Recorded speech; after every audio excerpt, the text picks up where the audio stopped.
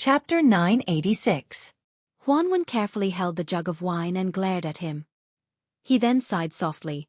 Among the 3 provinces and 6 ministries, the imperial court has always intended to not have a chief official in the Hall of Secretaries. Although I, Huanwen, have replaced Sun Shiji's position as the left servant of the Menxia province, the Menxia province has never been able to achieve anything. Logically speaking, it should have been the echo of the Hall of Secretaries. But now the Hall of Secretaries is in a stalemate with the Hanlin Academy. They can't make any noise and the Menxia province has become a pitiful worm. However, the 6 ministries are powerful and this is not a long-term solution. The pivot of the household is not damaged and the running water is not rotten. It is time to change some of the pillars of the imperial court. Sun Yin, this old man wants to test you. He has already given you a question. You will answer it.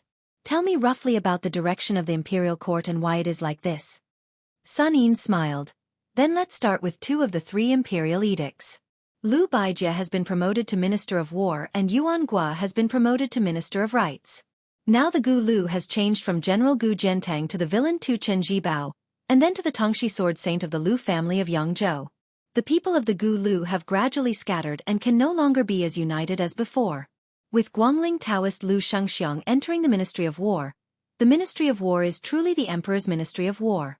The Gu Lu has only the form but not the spirit. Before the second master Chen Jibao left his post, he suppressed the treasurer Huang Yi.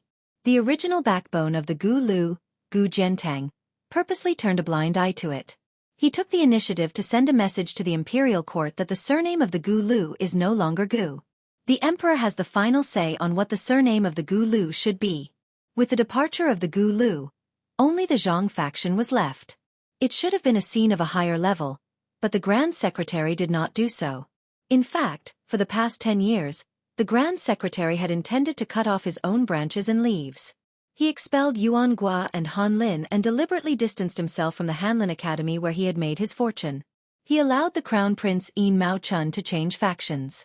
In the end, he let the 2 tigers, Zhao Yuling of the Ministry of Appointments and Wang Xiongui of the Ministry of Revenue, fight. Zhang Lu made an unexpected choice and kept the relatively weak Minister of Revenue instead of Zhao Yuling. It could be said that the Zhang faction in the imperial court had been retreating step by step over the past few years. But it did not matter. As long as the Grand Secretary was in charge of Zhang Lu, no one dared to make trouble. The Grand Secretary had been dormant in the Hanlin Academy for more than 10 years, and no one knew that he had made the first move. The layout in the Shangshu province was the middle stage that many people could only see through the fog. The next stage was probably the end. The Minister of Rights did not let the Crown Prince Yin Mao Chun, who was widely expected to take over. Obviously, this was the first step in the final stage of the struggle for power between the Emperor and the Prime Minister. Both sides had a tacit understanding. In the next few years, Yin Mao Chun would end the situation of the Imperial Secretariat being a piece of sand without a leader. He would become the Grand Secretary in name and the second in power, sharing the limelight with the current minister Zhang Julu. The Minister of Rights, Yuan Gua, would take over the Grand Secretary's position. He would not be the rightful next master of Zhang Lu, Wang Xiongui from the Ministry of Revenue. In addition, with Old Master Huan overseeing the Shangshu province, he would be a peacemaker. The 3 provinces would be harmonious and would not consume too much of the national power for the struggle between the factions. As for Zhao Yuling from the Ministry of Appointments, he would at most be given the title of Grand Secretary before his death. After his death, he would be given an extremely high-ranking posthumous title. Although he would lose his position first, he would still be able to gain face. Generally speaking, it would be acceptable.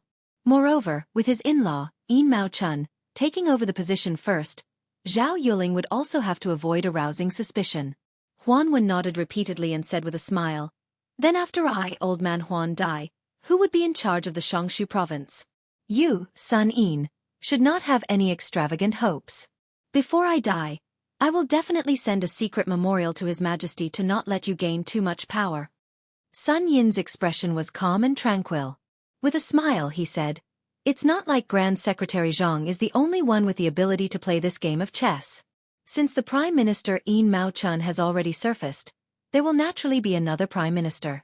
Right now, he is acting as a hidden dragon in the abyss. However, as to who this person is and where he is located, I, Sun Yin, cannot guess. I will probably have to wait for quite a few years. However, this person will definitely not be the Grand Secretary or left servant Shidaren's disciple.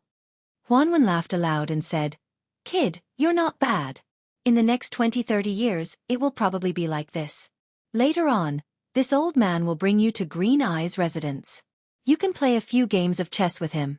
Green Eyes will most likely bear a grudge against you after you lose, so you will be able to play your part in the Shangshu province even more peacefully.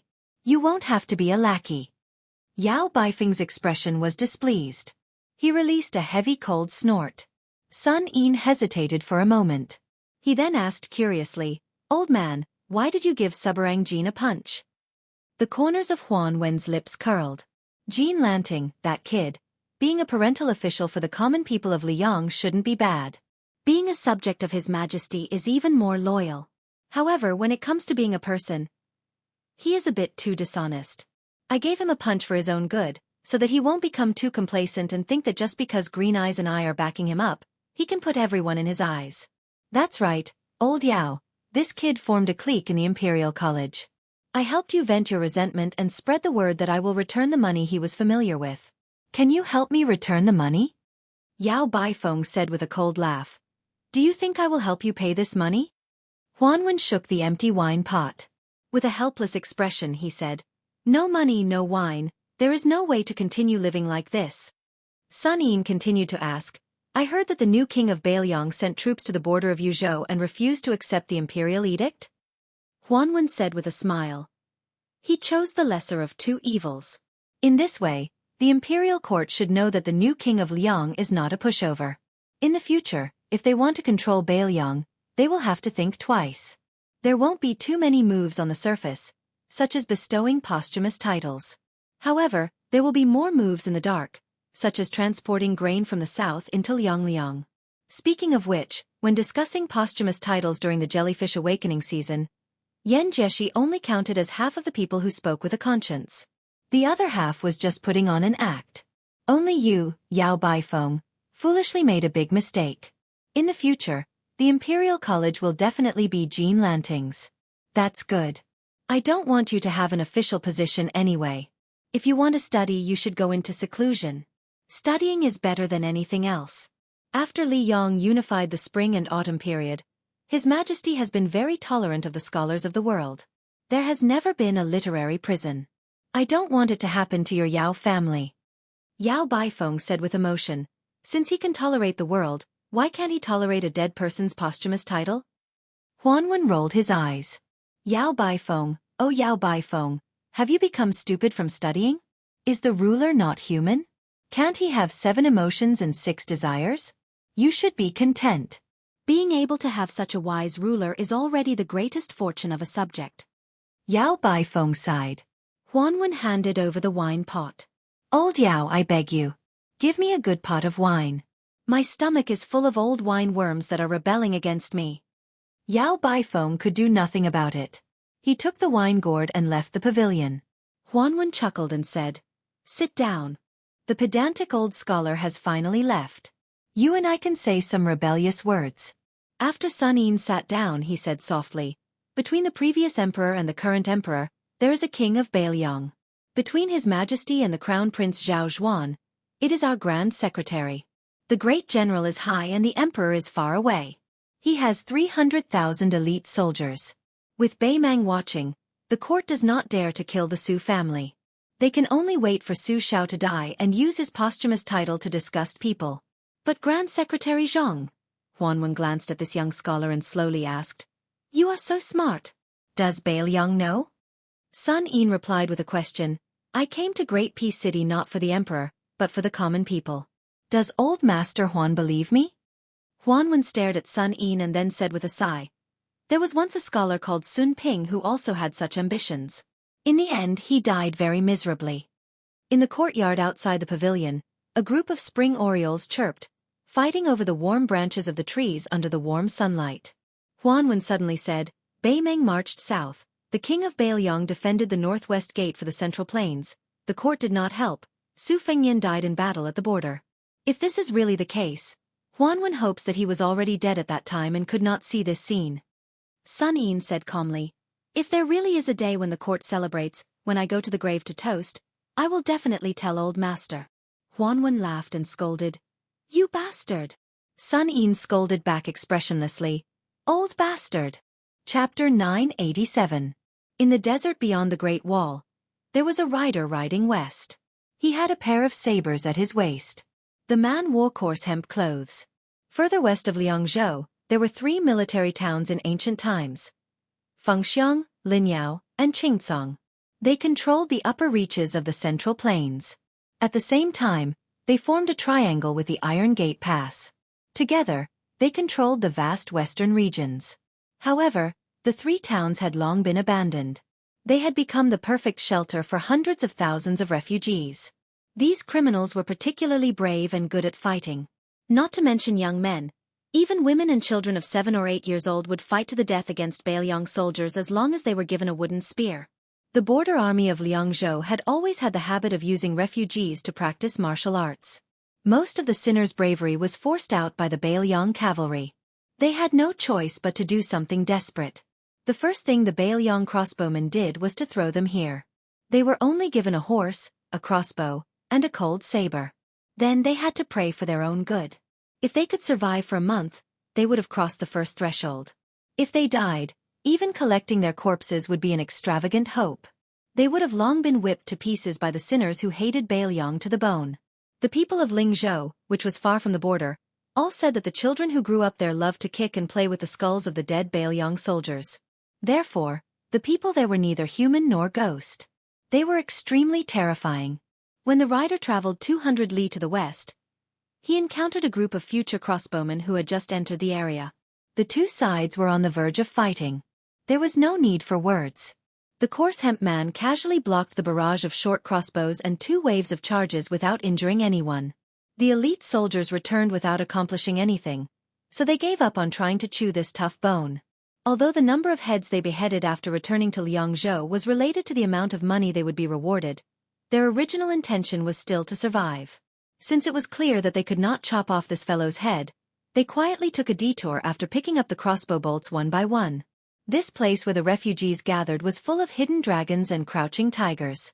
There was no lack of Jianghu people who fled beyond the Great Wall after committing crimes in Liang. Those who were able to gain a foothold here were either in a high state of martial arts or were proficient in unorthodox ways. Therefore, the group of armored soldiers did not find it strange that they encountered this knight in white hemp garments with a saber. What they found strange was that this young fellow had blocked all of their attacks without even drawing his saber, which made them fearful. The hundreds of thousands of refugees, a mixture of good and bad people, did not disperse.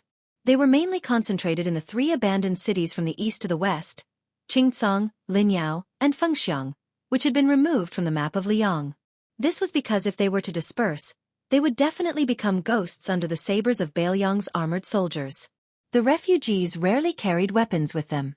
If these stragglers ran into groups of armored soldiers who had the potential to become Bailiang's elite scouts, even if they were not afraid of death, they would still die. As for why Bailiang did not take down the 3 cities in one go, the refugees were already extremely lucky to be alive. They were too lazy to care about this. They wanted nothing more than for the old king of Bailiang to treat them like a fart and let them go. However, when they heard that this butcher was already dead, they were skeptical. At first, they were more or less relieved. Then, there was a rumor that a new king had ascended to the throne in the 3 cities and was going to use them as an example to establish his might. Soon, a large army would be coming to the border. This immediately put them on edge. These refugees actually hated the poison warrior Li Yishan the most. When the Su family took over Bailiang, those local wealthy families who showed even the slightest hint of disloyalty were all killed off. Not a single one was left alive. The children who were not taller than a horse's back were driven here. After that, the armored soldiers of Bailiang came here to hunt for military exploits, and did not allow even a caddy of salt or a piece of iron from Liangzhou to enter this place. It was all under the instructions of Li Yishan. In the early years, there were some who were greedy for glory and wealth and hoped to use the secret military intelligence of the 3 cities as proof of their allegiance to Bailiang in exchange for a stable life. In the end, Li Yishan ordered all of them to be killed and their corpses thrown out of Qingcang City. Only then did all of the refugees completely give up. This Bailiang person was determined to make them a lonely soul for the rest of their lives. As for the old king of Baelyong, Su Shao in the past, the refugees did not hate him very much, but they feared him even more.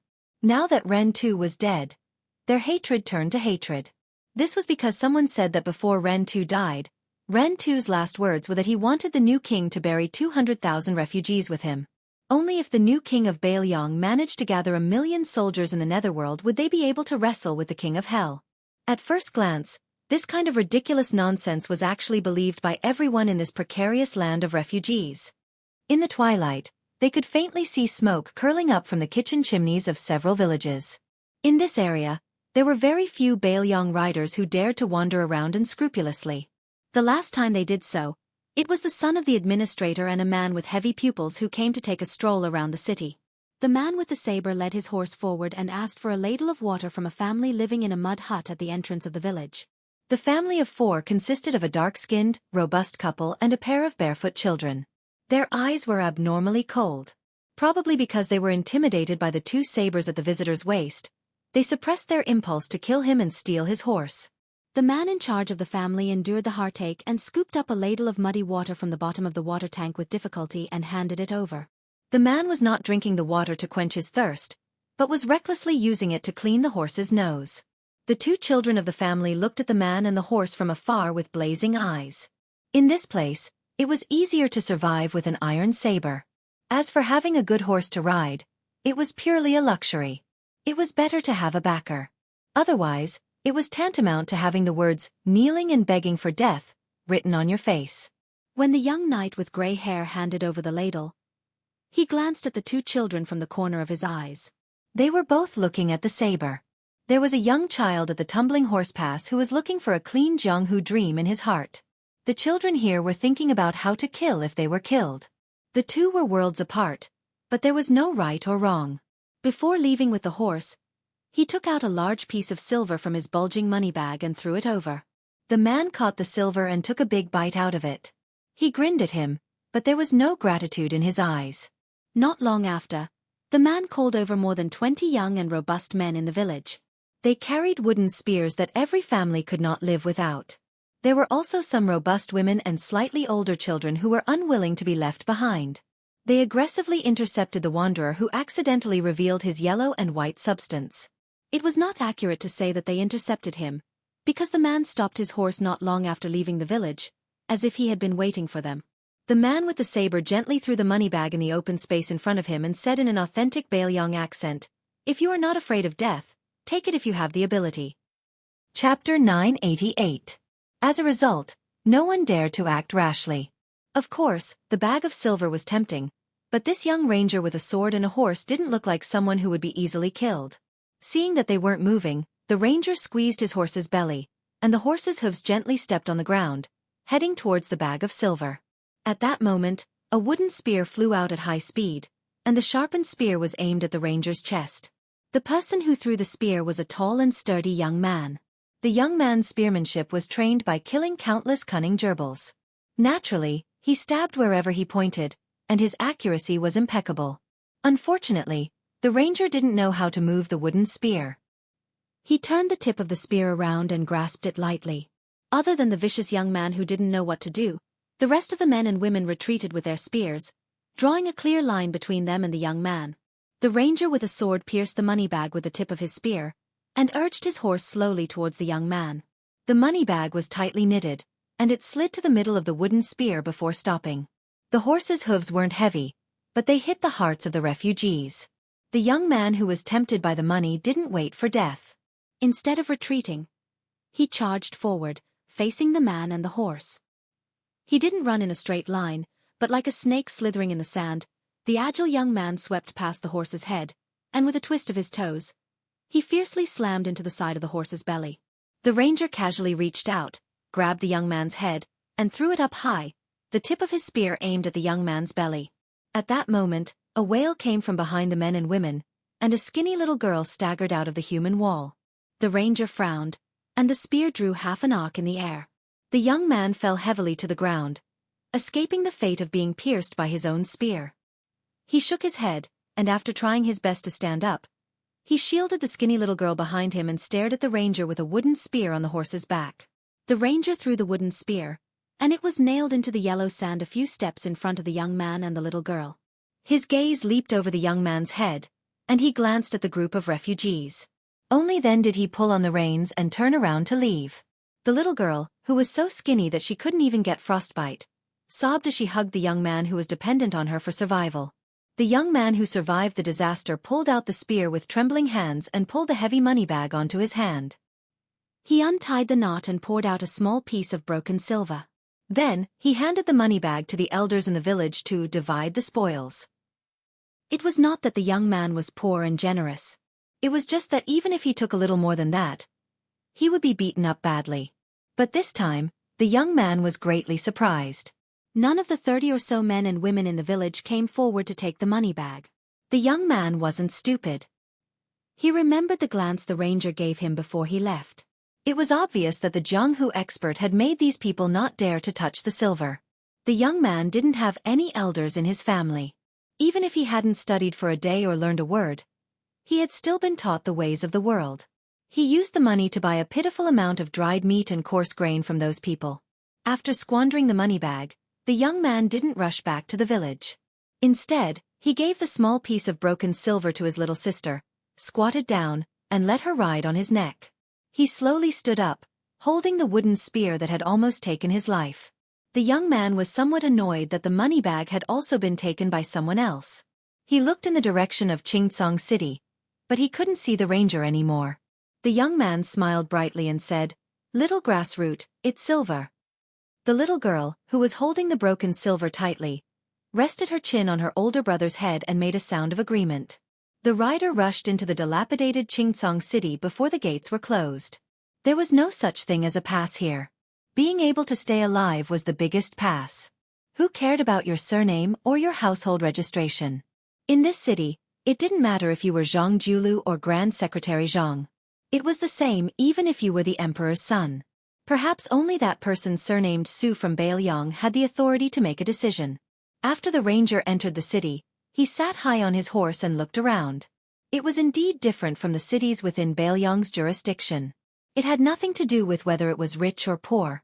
Tuma Pass was also poor, but the people on the streets lived a stable and free life. On the streets of Qingcang City, there was actually no lack of well-off men dressed in silk and satin. However, everyone was afraid of danger and looked at each other with deep vigilance. Moreover, there were very few travelers who were alone. Most of them were in groups. Some of the local ruffians squatting on the streets with nothing to do were not as lazy as the local tyrants of the Central Plains, who gave people the feeling that they were half dead. At this moment, the people who raised their heads to look at him were all emitting ominous glints. It was as if they had calculated how much money he, a horse, 2 knives, and all of his belongings could be sold for. They were also weighing whether or not they should risk their lives for this windfall. In this dangerous place where everyone was jackals and wolves, if a scholar who could recite the wind and recite the moon was thrown into the city, he would probably end up being hacked to death on the spot. The ranger raised his head slightly and saw the tallest wolf smoke arrow tower in the city. Out of the hundreds of thousands of refugees, only 4 people had managed to carve out a bloody path and proclaimed themselves as kings in the past 20 years. 3 of them had occupied Fengxiang, Linyao, and Qingcang respectively, and the last vassal king had established a huge sect between Linyao and Fengxiang that could support tens of thousands of people. The one who held Qingcang was the weakest because he was constantly being cut by Bailiang's cavalry with blunt knives. However, he was also the most violent. His real name was Kai Junchen, and he used to be a mediocre swordsman on Liang Lake. Later on, he was lucky enough to make a name for himself here, and he gave himself a nondescript nickname, something like the 1000 Frost and 1000 Snow Pear Flower Sword. Whenever a famous swordsman came by, he would be invited by the master of Qingcang to exchange swordsmanship with him. After that, the swordsman's swords became Kai Junchen's treasured playthings. When he was troubled, he liked to plant famous swords all over women's bodies, and he called it a tree of pear flowers. It was clear that this city lord, who was respectfully called the Dragon King of Western Xia by the local refugees, was very elegant. The paladin followed the wolf smoke arrow tower in his line of sight and headed west. Kai Junchen's residence of the Dragon King was in the westernmost part of the city. There was no other way. Qingcang was the closest to Bailiang in the east. Kai Junchen would be able to escape faster if he abandoned the city. the Dragon King of Western Xia kept saying that he would lead his troops to Mount Qingliang one day. Who would believe him? Kai Junshin would probably be the first to not believe him. The residence of the Dragon King in Qingcang City encompassed the entire western part of the city. Based on the structure of the capital, it was divided into the inner palace and the outer palace. The so-called walls of the palace were merely red battlements that were 20 feet tall. However, some of the palaces and pavilions in the city were covered in bright yellow glazed tiles. It was not easy for them to have a little bit of the spirit of an imperial family, but they were all ruined by the arrow towers of different heights. Every time there was a rebellion in Qingcang, the palace walls would be easily flipped over. Then, it would be these porcupine-like arrow towers that would do the work. However, this kind of rebellion would at most number 200 to 300 people.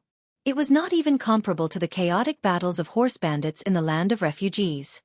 When this rider was still 100 feet away from the gate of the palace, he was intercepted by a group of leather-armored foot soldiers who were holding a rarely seen shiny iron spear. The leader was a burly man who looked like a military officer. He wore an old southern Tang-style armor. When he caught a glimpse of the two sabers that the bold fellow was carrying, he could not shift his burning gaze away. He laughed loudly and said, "There is a thief who has trespassed into the palace. Men, kill him on the spot." More than 20 spear-wielding foot soldiers rushed over. There was no formation to speak of, but they had the advantage of being vigorous and incomparably dauntless. Suddenly, the military officer shouted sternly, "Wait!" The foot soldiers stopped abruptly. The burly man in Tang armor pulled out his saber and pointed at the paladin. He laughed and said, "Boy, your saber is a good one. Before you die, tell me the name of your saber." Snatching a famous saber is not the same as snatching a woman. The latter does not need to care about the name. I do not know how to take pity on women, but I am a man who cherishes a good saber. The paladin was dressed in a hemp robe as white as snow. He smiled and said, "One is embroidered winter, the other is crossing the river soldier." Chapter 989. The lieutenant in old Tang armor chewed on the meaning of the two names but did not find anything special. Instead, he felt that they were not very particular and could not be used to scare people. Somewhat disappointed, the lieutenant raised the tip of his sword and pointed at the rough man. More than 20 spear-wielding infantrymen rushed forward. The young man on the horse had a calm expression. His right index finger lightly tapped the back of his right hand that was holding the reins.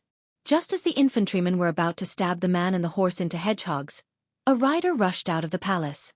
A thunderous roar tried to stop the infantryman's charge.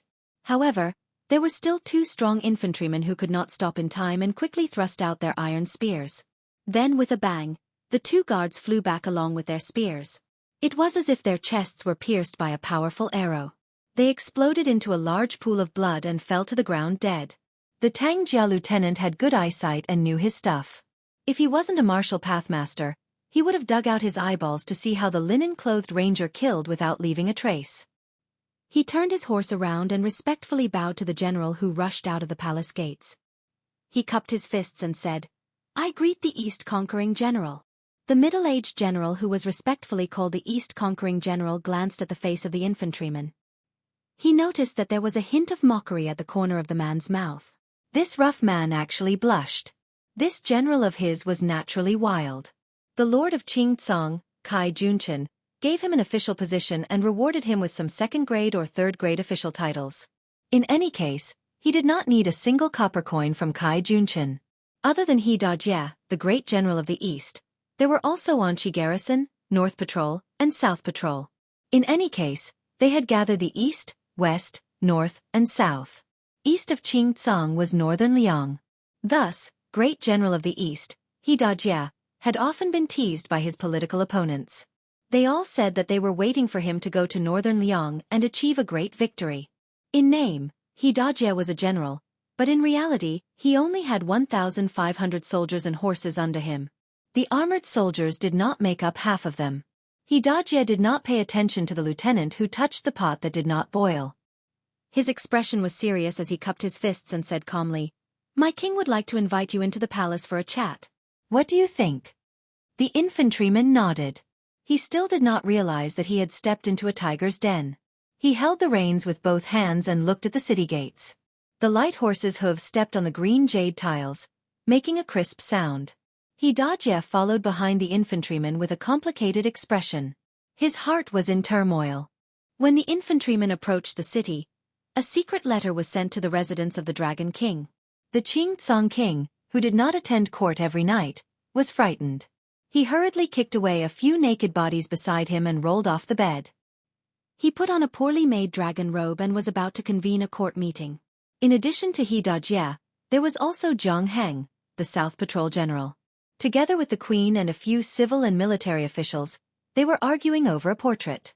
Zhang Heng insisted on killing His Royal Highness of Bailiang before discussing anything else. This was a once-in-a-lifetime opportunity. Anyway, the new king of Bailiang had the intention to bury hundreds of thousands of refugees with the old king. Either way, he would die. Even if he killed the man in the portrait, even if he angered the Bailiang cavalry, he could just take the head and thousands of elites and escape to Beimang. Kai Junchen specially asked the confidant of the Qing king, who was in charge of spies, whether Bailiang had deployed a large number of troops to the border. The answer he received was no. The man in the portrait had left Liangzhou alone and entered Qing city alone.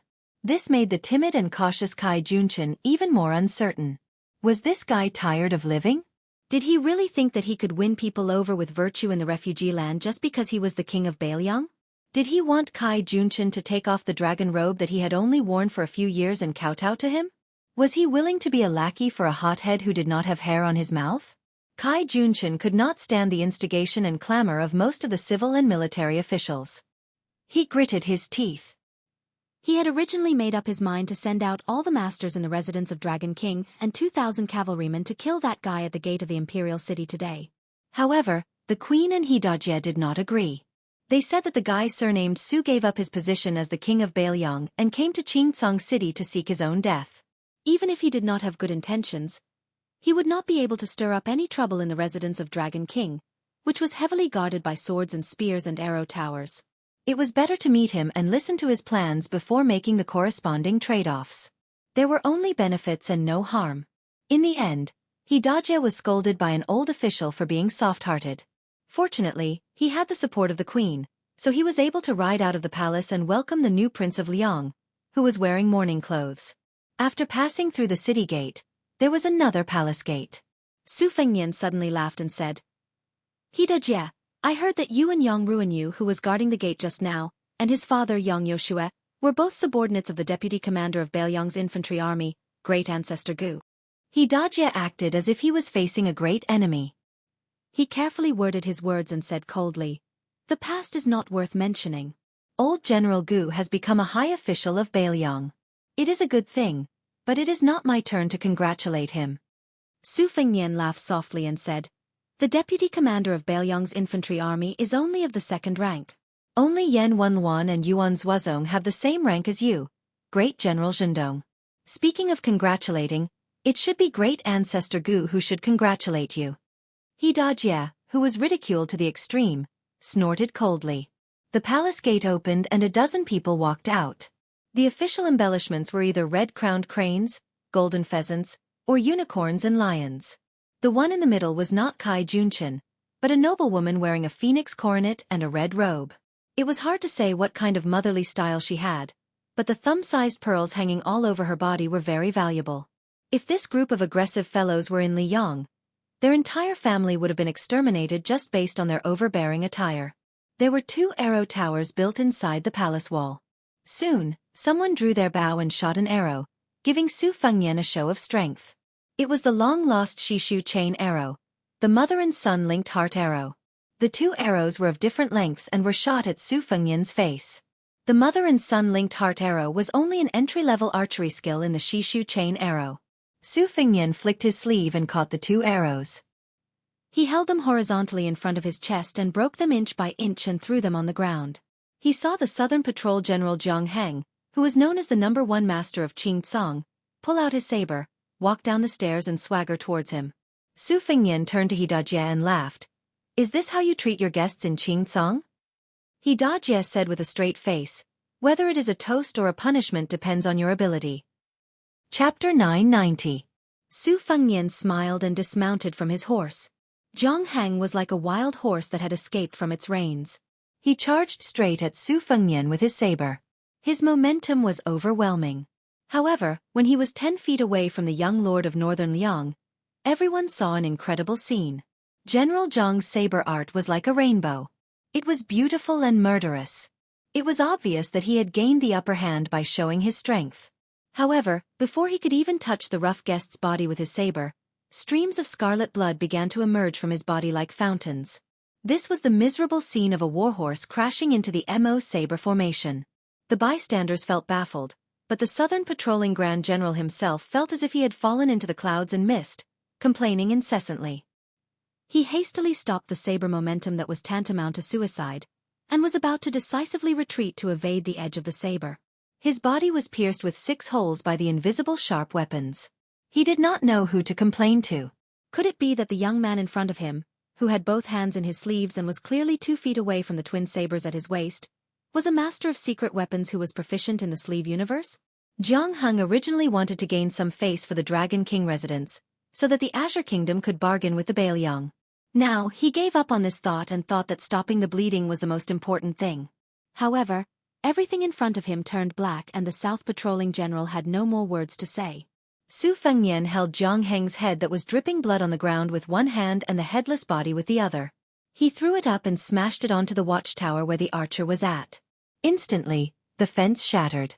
The East-conquering General He Dajie behind Su Fengnian swallowed his saliva. He couldn't help but feel sad for Jiang Heng. He had never gotten along with Jiang Heng, but Jiang Heng died in just one exchange. Who knew if the next one would be He Dajie, who he hadn't even reached Master Realm yet? Su Fengnian threw the head and it rolled all the way to the bottom of the stairs. He smiled and said, "You don't want to do it the easy way, but you want to do it the hard way." He Dajie's face was really ugly and he got off the horse silently. Su Fengnian raised his voice and slowly walked forward. "Tell Kai Junchen to get his ass out here. This king has already given the Qing Tsong Empire enough face by entering the city. If you don't accept the face I've given you, you'll end up like Jiang Heng." The fox-like woman who was dressed as the empress of a country raised her arm. Behind her, no less than 200 armored guards rushed out and stood in formation at the bottom of the stairs. Almost at the same time, numerous archers appeared on the palace walls. There were also more than 10 old men who looked like they were guarding beside the woman. The elites of the residence of Dragon King had all come out. Su Fengnian looked around. The gate of the royal palace had been closed. Outside the gate, hundreds of soldiers with spears swarmed into the city. It seemed that they had made up their minds to close the gate and beat the dog. The woman pushed away a squire who was carefully guarding in front of her, and glanced at the head at the bottom of the stairs. She raised her head and smiled coquettishly. "King of Bailiang, Qing Tsong's hospitality is not small, is it? If you can still take it, I respect heroes the most. What's wrong with helping you bathe and change your clothes?" Su Fengnian gestured with his finger, indicating for the residents of Dragon King to make their move.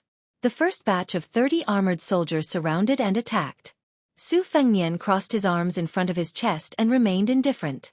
With a crash, the first batch of 30 heads that formed a circle were thrown high into the air. The second batch of armored soldiers did not have time to stop and their heads flew into the air again. These 2 batches of people were cut off from their shoulders as if they were being twirled and swung by a child to cut rice. The beautiful woman who looked like the most beautiful courtesan in a brothel was truly ruthless. There was no fear on her pretty face as she ordered, "Continue to attack. All captains, draw your swords and supervise the formation. Those who retreat without permission will be killed without mercy. After this, their families will be exterminated. The person who obtains the greatest merit today will be given half of the property of the Southern Patrol General, Jiang Heng." Su Fengnian closed his eyes and concentrated. After the 3 batches of armored soldiers were all decapitated, they learned to be smarter. The encirclement became thinner and thinner, but they still could not escape the fate of losing their heads. Fortunately, the number of casualties was quickly replenished by the armored soldiers within the palace. The square between the palace and the imperial city was still increasing in number. An old swordsman with a goatee approached the woman and reported softly, "Queen, it should be an extremely rare flying sword technique in the Jianghu. If I am not wrong, it is somewhat similar to the Wu family's sword tomb." The woman frowned. "I don't care if it is a flying sword or not. I just want to know when this kind of suicidal behavior will end." The goateed swordsman glanced out of the corner of his eye at the woman's chest. His Adam's apple moved slightly, but his words were still respectful and reverent. Compared to his superior flying sword technique, this child's internal energy cultivation isn't that shocking. This old man guesses that after 200 or 300 people die in battle, this fellow will be an arrow at the end of its flight. At that time, Her Majesty the Queen will have external experts charge in recklessly, and they should be able to accomplish something. The Queen sneered, just external experts may not be enough. I feel that I need the help of a sword expert like you to hold the line. The short and thin old swordsman smiled embarrassedly. The Queen is right. In order to solve the Queen's problems, Mao Bishan will not hesitate to go through water and tread on fire. A tall and sturdy man with a long sword on his back crossed the threshold of the palace and walked to the side of the woman. He stood on the left and right of Mao Bishan, who was also valued by the residents of Dragon King, and said in a low voice, Your Majesty, after the flying sword technique of the Wu family's sword tomb enters the mysterious realm, there is no need for too much internal energy to support it. With a thought, the flying sword will arrive. It is not wise to die like this. Mao Bishan clicked his tongue. Oh, Gu Feiqing, when did you become so familiar with the Wu family's flying sword technique that is not taught to outsiders? Could it be that you have been hiding all these years and your surname is not Gu but Wu? You have the same background as the Peach Blossom Sword God and are the illegitimate son of a sword immortal in the sword tomb? Gu Feiqing did not even look at this old man who had been expelled from a famous Taoist sect. He said calmly, I am only passing on the original words of Great Master Tang of the palace. Upon hearing the title of Great Master Tang, Mao Bishan immediately kept quiet out of fear. Those who were in power at the moment in Qing Tsong knew that Kai Junshan's success was due to the queen, Yu Ruru, who was good at recommending herself. Kai Junshan started from a homeless person in the past 20 years and worked under 4 powerful people. Relying on Yu Ruru's wife's relations, he was highly valued every time. Then, every time he was fully developed, he would decisively betray them. In the land of homeless people, there was a saying, thousands of snow and pear swords, for surnamed slaves who betrayed their wives. However, if it was only Yu Ruru who had a soft waist, Kai Junshan would not have been able to achieve what he had today. Many years ago, he met a noble whose surname was Tang. He learned many different things and his martial arts realm was unfathomable. The original Qingtsong city lord, Ruan Shandong, if it wasn't for the Tang guy who captured him at the last moment, Kai Junshan would have been killed. This great bodhisattva was respected by the couple as the old master, and he had not fought in recent years. Apart from that, the Dragon King residents had 2 other masters whose cultivation was unfathomable. For example, Mao Bishan was close to grade 2 master. Every time he saw the 3 of them who were of different ages, he would feel fear. Su Fengnian opened his eyes and reached out. He used his qi to grab an iron spear. He had lost his patience and wanted to break into the palace. In the land of homeless people, only knowing how to kill people could not accomplish anything. However, if one did not know how to kill people, then one could not do anything. Chapter 991. When Su Fengnian walked towards the palace gates with his spear, the soldiers below the steps breathed faster. Fortunately, the mistress of the residence of Dragon King, Queen Yu Ruru, did not let them die. She smiled gently and said, Since the king of Bailiang wants to enter the palace, then I will make way for the king of Bailiang. Mao Bishan and the other Jianghu lackeys all carefully protected the queen and made way for him to enter the palace. Su Fengnian walked up the steps and crossed the threshold. Yu Ruru looked at the back of the handsome man and smiled. The square inside the palace was paved with dark green stones. 2 rows of short peach trees were planted at the foot of the wall. It was unknown what species they were, but they bloomed much earlier than in Jiangnan. The trees were short but had large flowers. The color of the flowers was not the common pink of the Central Plains. The flowers were gold and purple, and the branches were red. It was a sharp contrast to the dark green stones. One could vaguely see many scabbards hanging from the peach trees. When Su Fengnian walked into the square, the Mother of Heaven Queen was sitting on the threshold. She leaned against a pillar, her long skirt dragging on the ground. She turned her head and smiled at the new Prince Liang, who could be called a hothead. Mao Bishan and Gu Feiqing looked at the queen's posture and were surprised. They did not believe that the residents of Dragon King would bow to Bailiang like this. Although the 2 of them were guests of high status in the residence of Dragon King, they rarely came into contact with confidential matters. However, this was not strange. Even Mao and Gu Feiqing felt that it was natural. The head of a family spent money to buy a dog to guard the house, not to involve it in the housework. Su Fengnian walked to a large stone in the center of the square and used the bottom of his spear to knock on the stone. The sound was sonorous and powerful. Only a tall old man in a goat fur hat walked out of the throne room. Su Fengnian still did not see Kai Junchen's figure. He looked up at the empty-handed old man and said, "Tanghua Embassy, Li Yang Zhao Go, a top spy. Proficient in qi training and sword formation. I heard that Yuan Shandong died at your hands." The exposed old man looked at Su Fengnian and said in a loud and clear voice, "Yuan Shandong was only a spy placed in Qingcang by Bailiang's aide, Li Yishan. He deserved to die." A cluster of gorgeous peach blossoms shook violently and a person fell heavily from the tree. This slovenly burly man sat on the ground. He accidentally pulled a scabbard and scratched his head with the scabbard. He used the scabbard and scratched his head. And then cursed in a half-baked refugee dialect, "Tanghua Embassy. What? Are you making like old people? I hate you like old.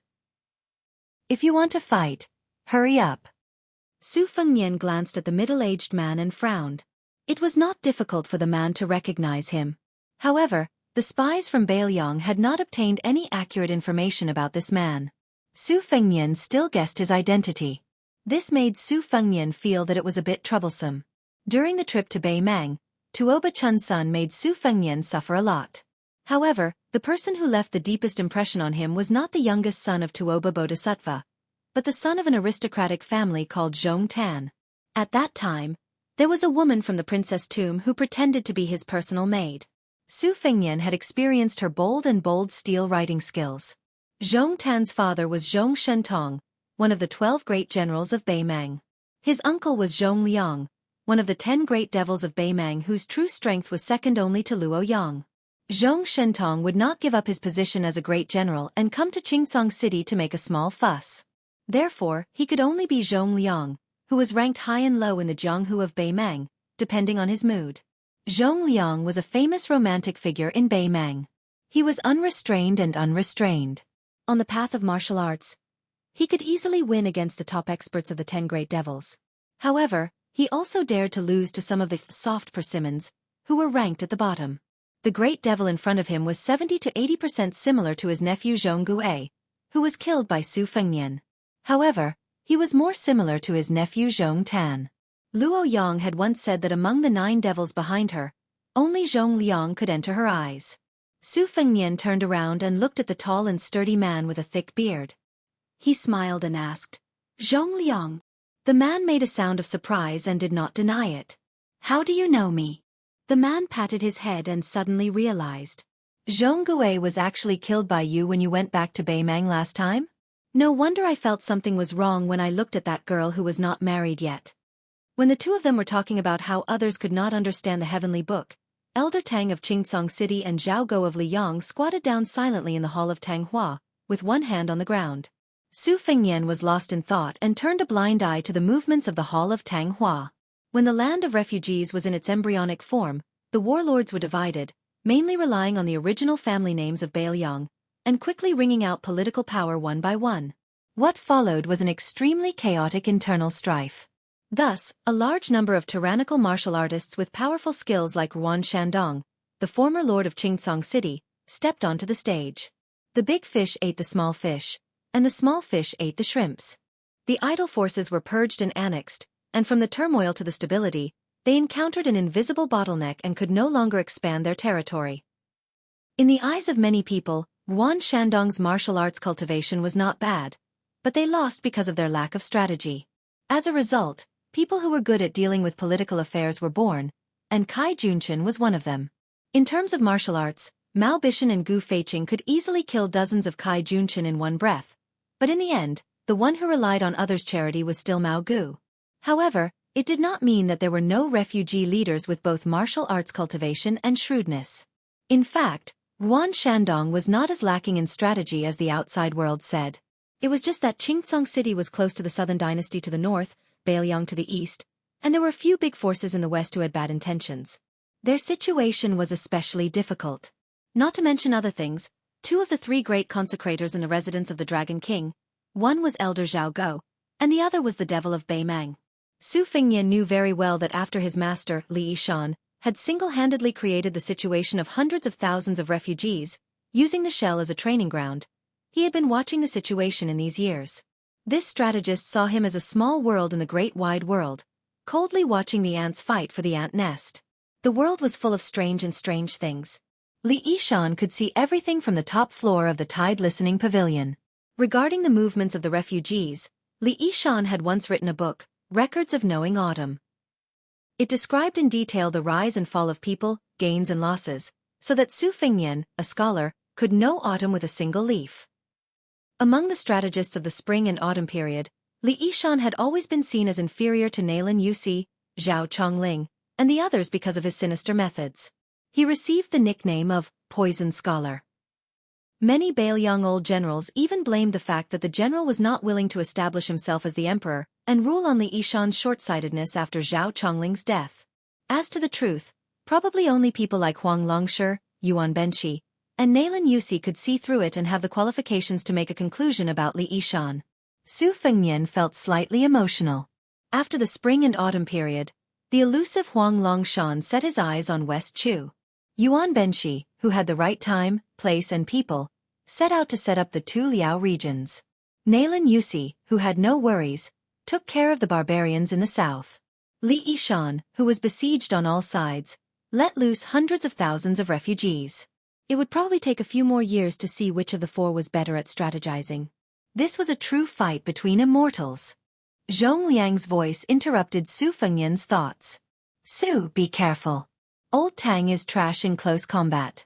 However, if you are 100 feet away from him and he uses the falling flower sword technique, even I would find it difficult to deal with him, much less a finger-profound realm expert. Zhong Liang quickly smiled and said, The reason I am telling you is because I am afraid you will accidentally die early. I do not have the face to take your head back and ask for a reward from Her Majesty the Empress. In the Battle of the Reed Marshes outside Xiongfan City, Wei Shuyang of the Way of the Nine Pecks of Rice had once used a Taoist sword formation to break through the red armor of the Talisman Generals. Even Ancestor Lu had called this an interesting matter for those who wanted to not open a cave. Naturally, it could not be underestimated. Su Fengnian exhaled softly, waiting to see what would happen. Chapter 992. It was easy for Zhong Liang to pretend to be a good person without spending a penny. However, Su Fengnian did not dare to take it lightly. If the sandpiper and the clam fought, the fisherman would benefit. As long as the big devil of the Zhong family could kill him in Qingsong City, it would be a great contribution to Beimang, no matter what method it used. Therefore, Su Fengnian not only had to pay attention to the qi-controlling sword formation of Tang Hua Guan, but he also had to pay attention to Zhong Liang, who might take advantage of the situation. Moreover, there was still a consecrator of the residence of Dragon King who was unwilling to show up. Tang Hua Guan pressed one hand on the ground and slowly pulled it up. Then, the sword hanging on the peach tree began to shake. Without exception, the tips of the more than 40 unsheathed swords hanging on the branches all pointed at the uninvited guest in the center of the square. Tang Hua Guan's free hand began to make sword gestures. The gestures were so fast that it was dazzling. Since Su Fengnian had personally experienced the skills of the group of immortals from the Guanyin sect of the South Sea in Yuyan Mountain, he had been paying attention to the path of training qi. Tang Hua Guan's method of condensing qi to kill ghosts at this time should be the ancient Taoist unique skill of the Earth Lung Mountain, Silent Thunder. Purple lightning lingered around Tang Hua Guan's 5 fingers. Although it was naturally much weaker than the thunder pool that Master Lu Hao had created, it was more than enough for him to be a consecrator in Qingsong City. Logically speaking, qi cultivators were like catapults used to attack a city. The power of long-range attacks could be said to be invincible. The right way to do it was to find a chance to fight with them in close quarters. If he just took a beating, he would only be exhausted. Su Fengnian's calm posture made Yu Ruru and the others on the other side of the door sneered at him. They regarded him as a fledgling who only had cultivation but did not know the depth of Jianghu. It was just a layman watching the fun. Experts like Zhong Liang who knew the ropes did not have any sarcastic smile on their faces. This made Queen Yu, who was best at observing people, somewhat uncertain. Mao Bishan and Gu Feiqing were both swordsmen who had made a name for themselves in the scarlet blood of the refugee land. Compared with the swordsmen in the Central Plains, they were much more genuine. At this time, they saw the strange scene of Consecrator Tang's fingers twirling thunder.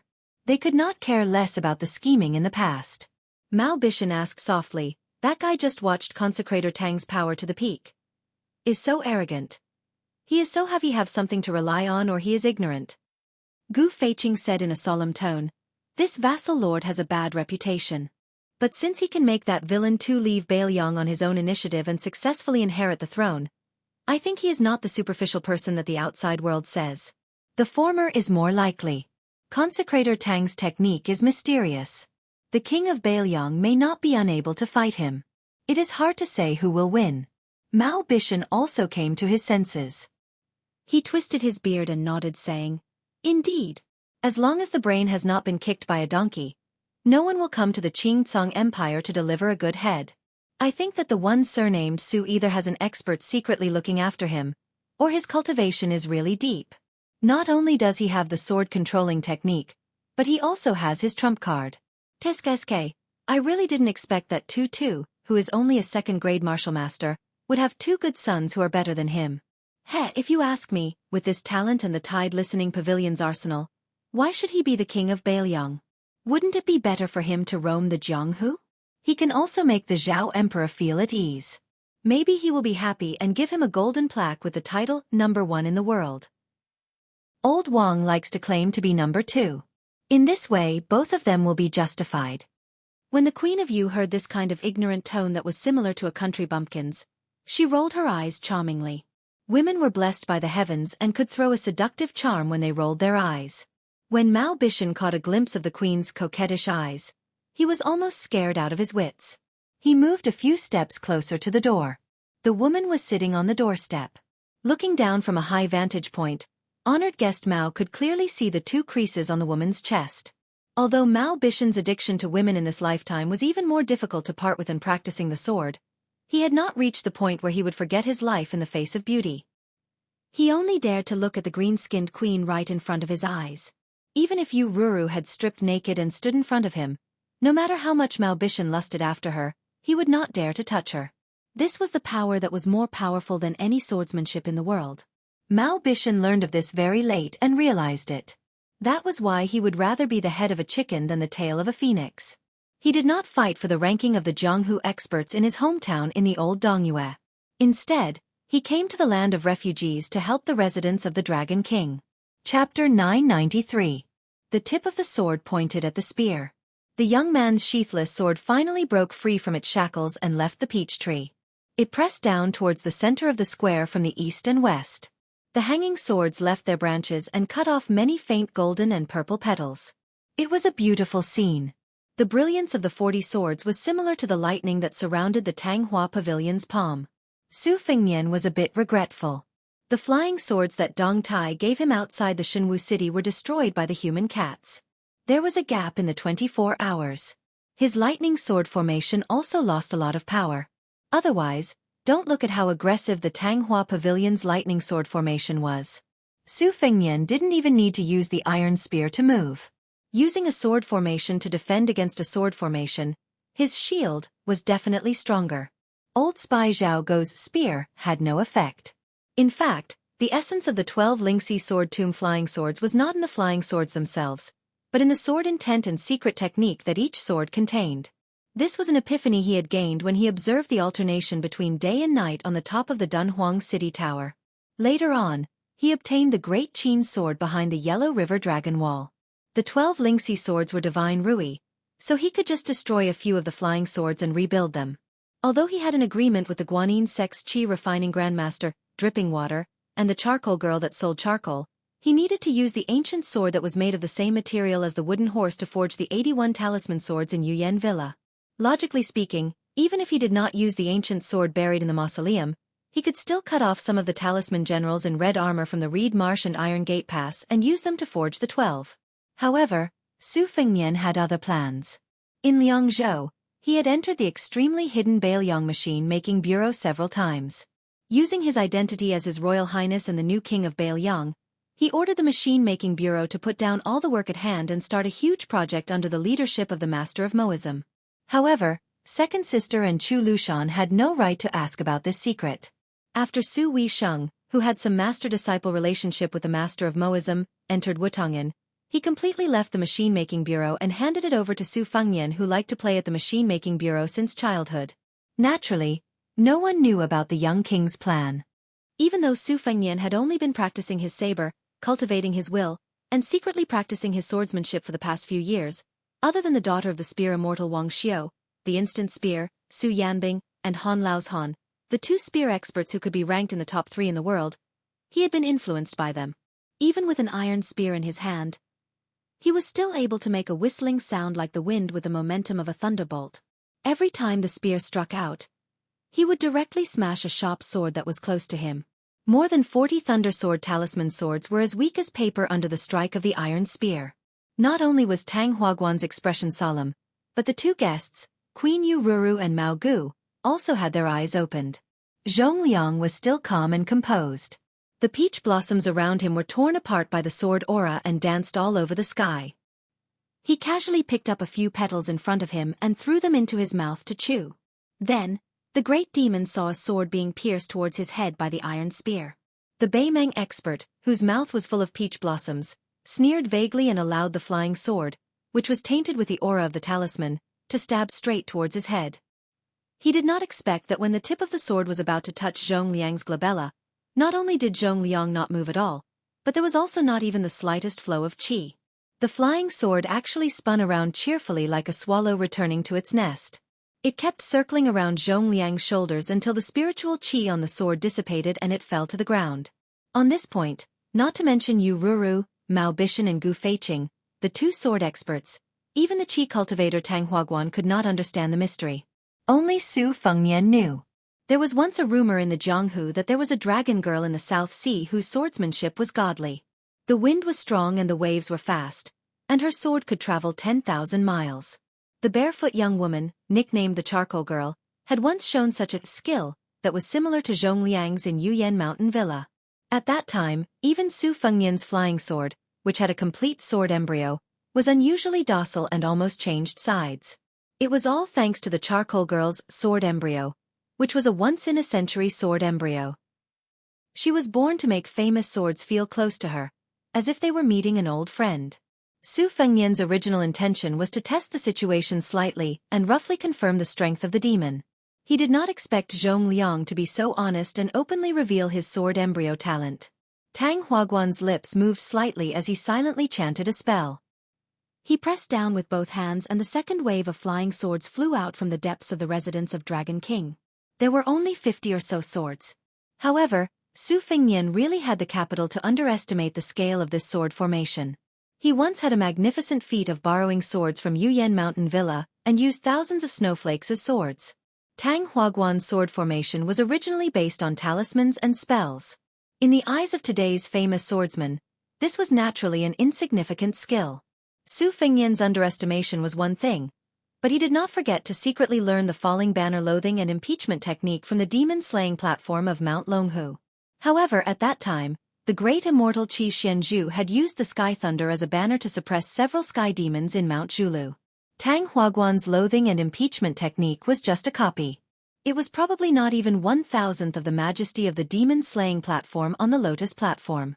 When Zhongliang saw Su Fengnian's curved spear technique, he was surprised. Back then, one of the 4 grandmasters, Wang Xiao, went deep into Beimeng's hinterland as if there was no one there.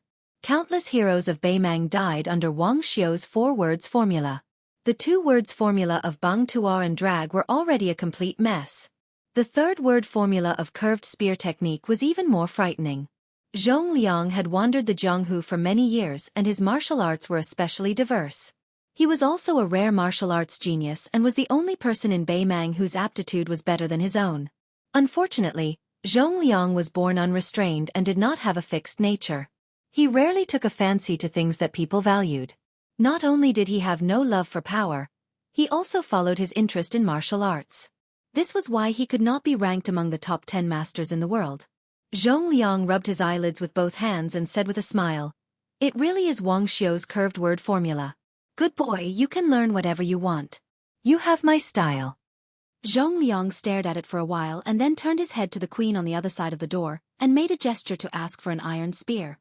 3 arcs formed a force, 3 forces formed a small circle, 3 small circles formed a large circle, growing and multiplying endlessly. Back then, Wang Xiao had used the curved word formula to fight with one of the 4 grandmasters, the talisman general Jia Ren, for 3 days and 3 nights.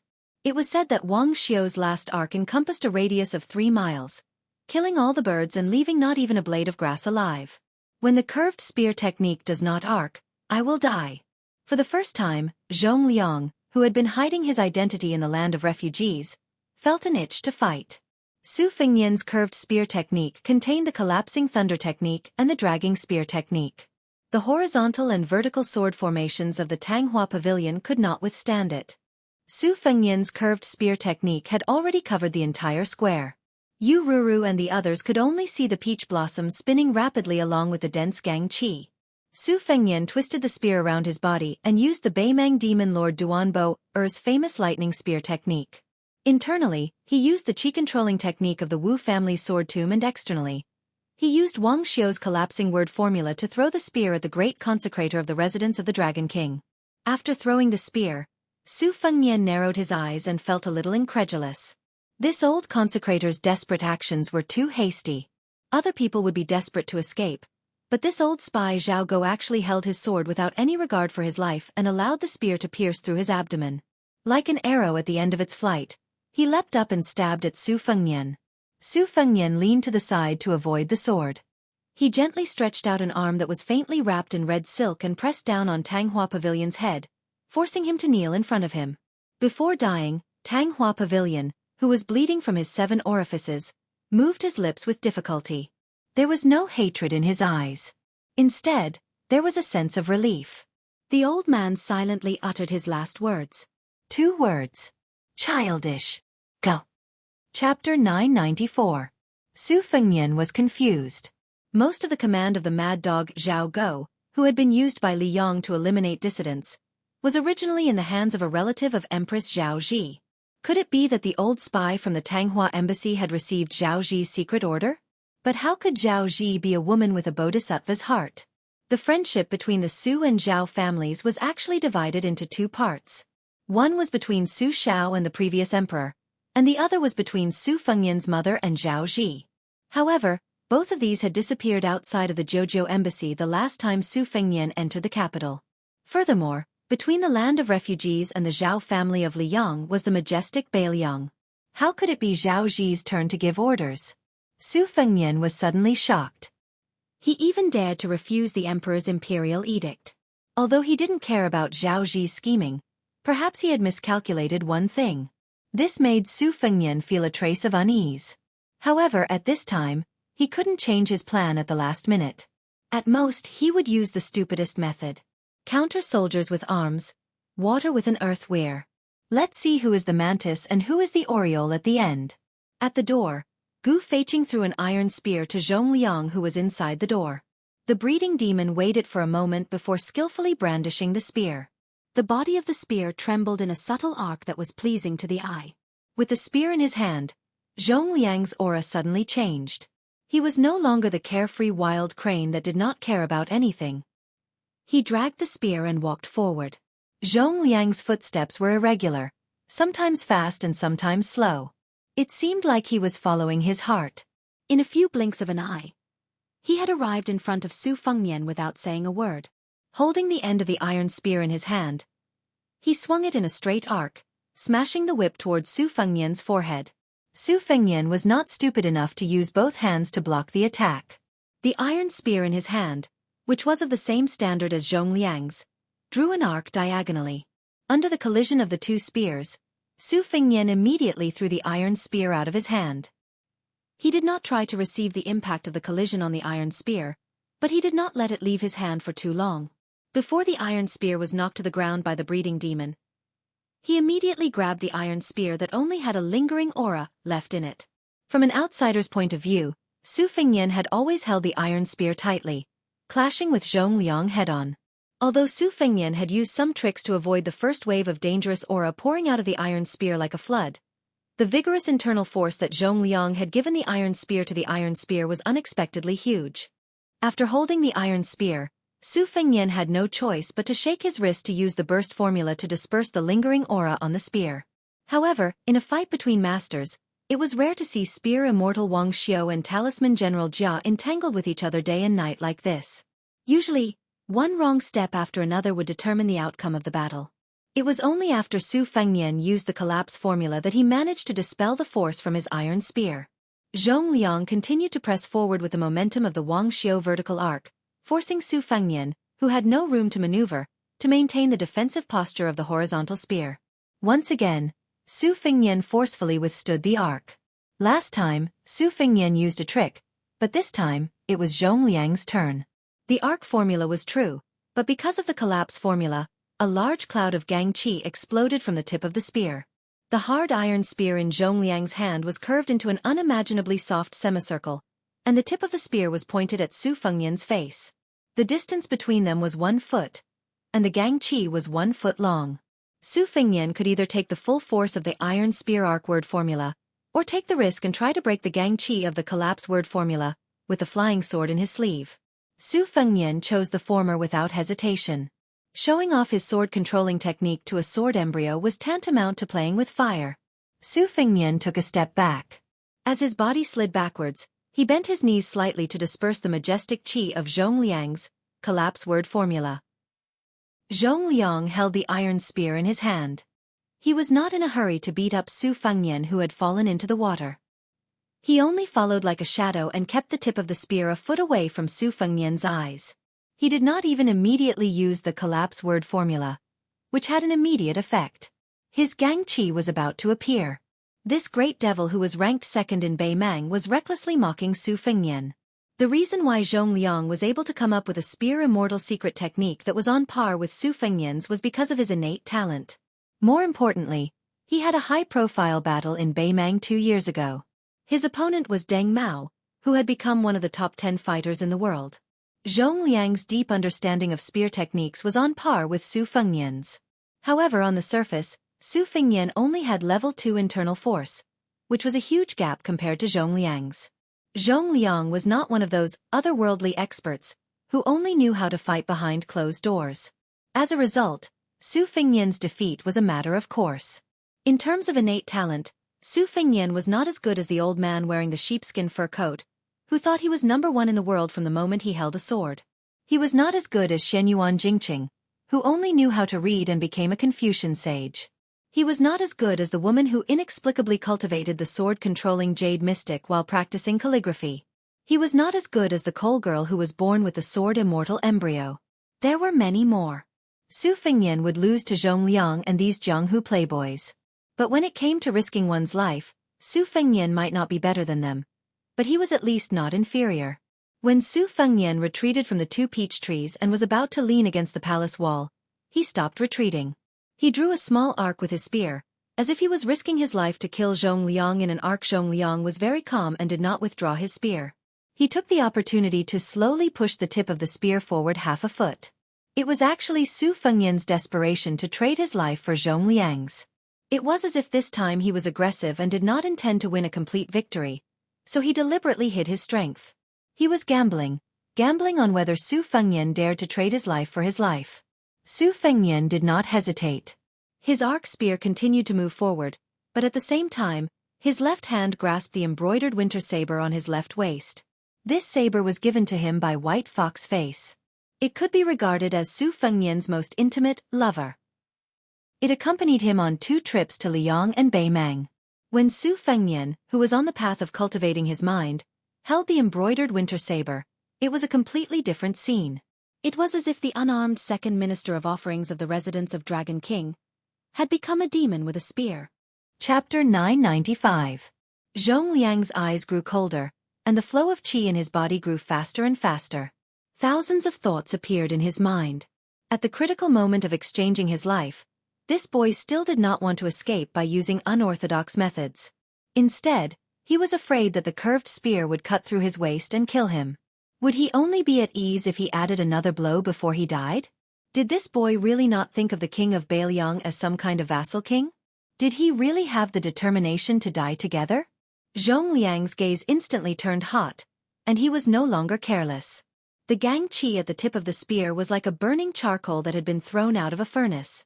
At the same time that Su Fengnian's iron spear swept past Zhong Liang, the demonic breeding head spear tip, along with the Gang Qi, smashed into the space between Su Fengnian's eyebrows. In a flash, even Zhong Liang, who was unparalleled in martial arts, was sent flying 30 feet away. However, he still could not escape unscathed, and a wound deep enough to see bone appeared on his shoulder. Zhong Liang looked at the young man who had crashed into the palace wall. His end was even more miserable than his. He had already thrown away his iron spear, but his saber had also returned to its scabbard. There was a scarlet spot between his eyebrows, and the space between his eyes was a mess of flesh and blood. However, there were red threads like slender red snakes crawling from his sleeves to his arms, then up from his neck, and up from his temples to his eyebrows. It was a terrifying sight. Zhong Liang was clearly somewhat annoyed. He muttered, "His saber technique is a bit like Gu Jiantong's half-baked thunder of mind. Could this dragon attachment technique be a human cat's Xian Xian?"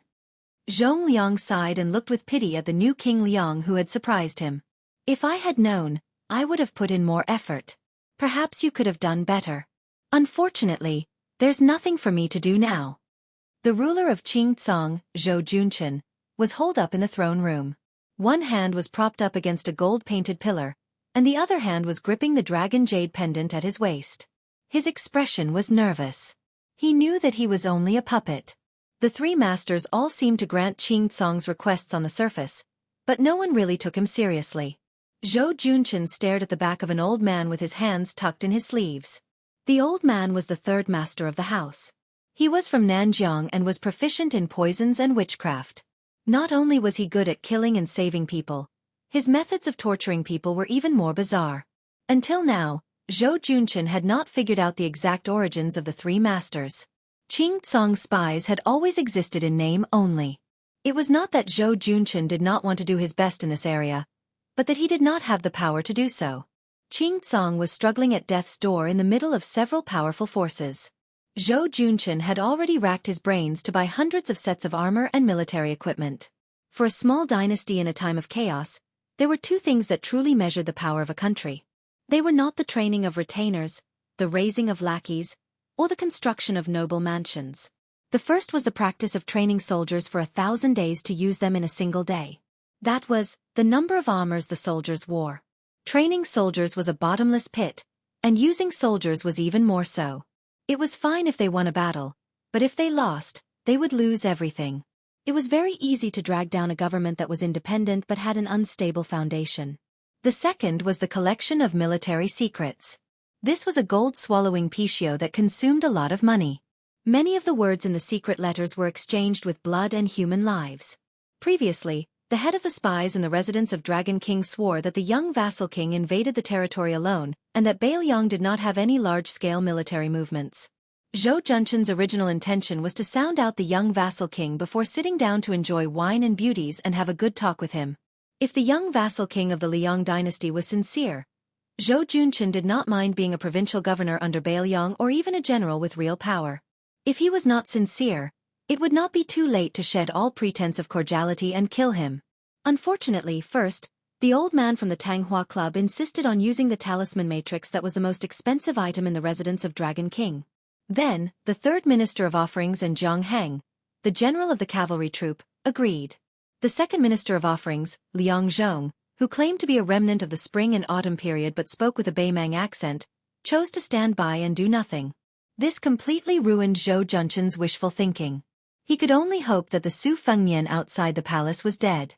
It would be best if the Bailiang was in turmoil and collapse.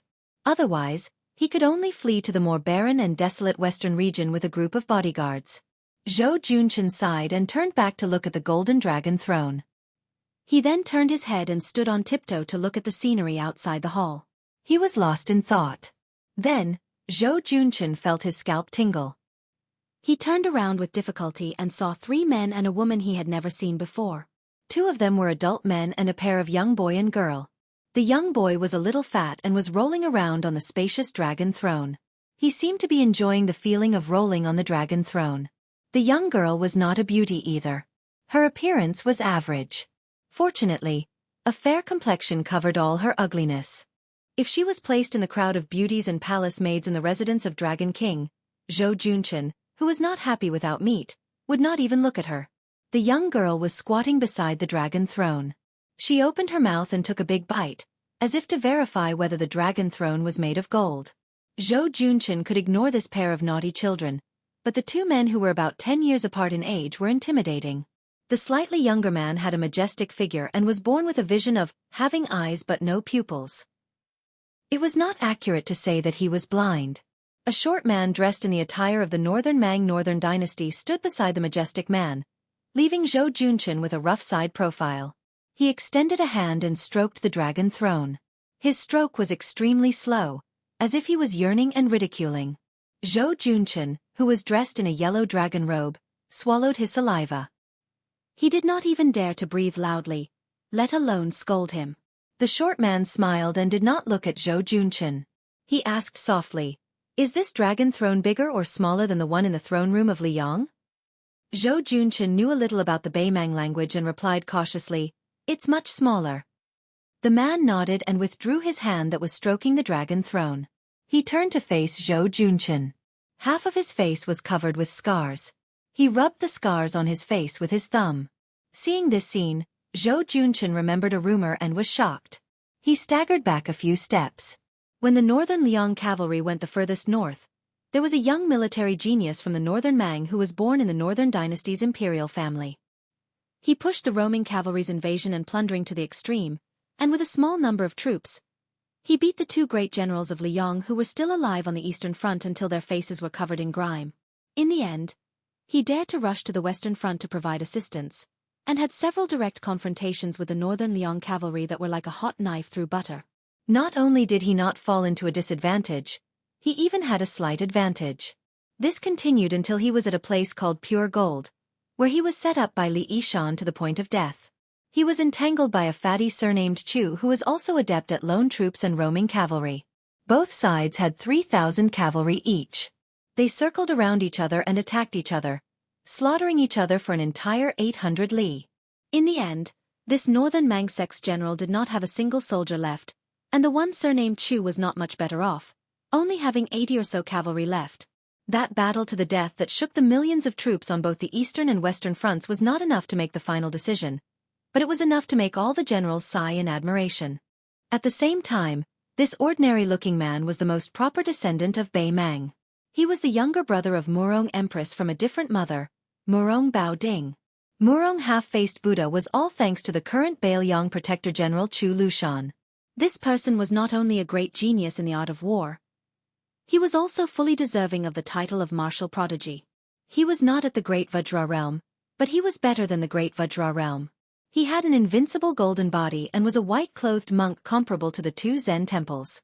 Murong Bao Ding, the head of the Beimang Orange Prefecture, saw Zhou Junchen's cowardice and laughed. "You recognize him?" Then the short man pointed at the handsome man with no pupils beside him. "You should be afraid of him. He is the leader of the Ruren Three Towns Cavalry, Hong Jingyan." Hong Jingyan? Although he had been demoted from the fourth world to the sixth world by the greatest demon in the world, wasn't the sixth world still an expert? Murong Bao Ding, who was also one of the top 10 experts in the world, was also here.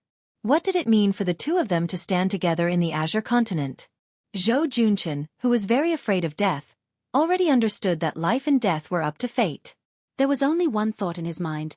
The king of Beiliang outside the hall is dead for sure. Chapter 996.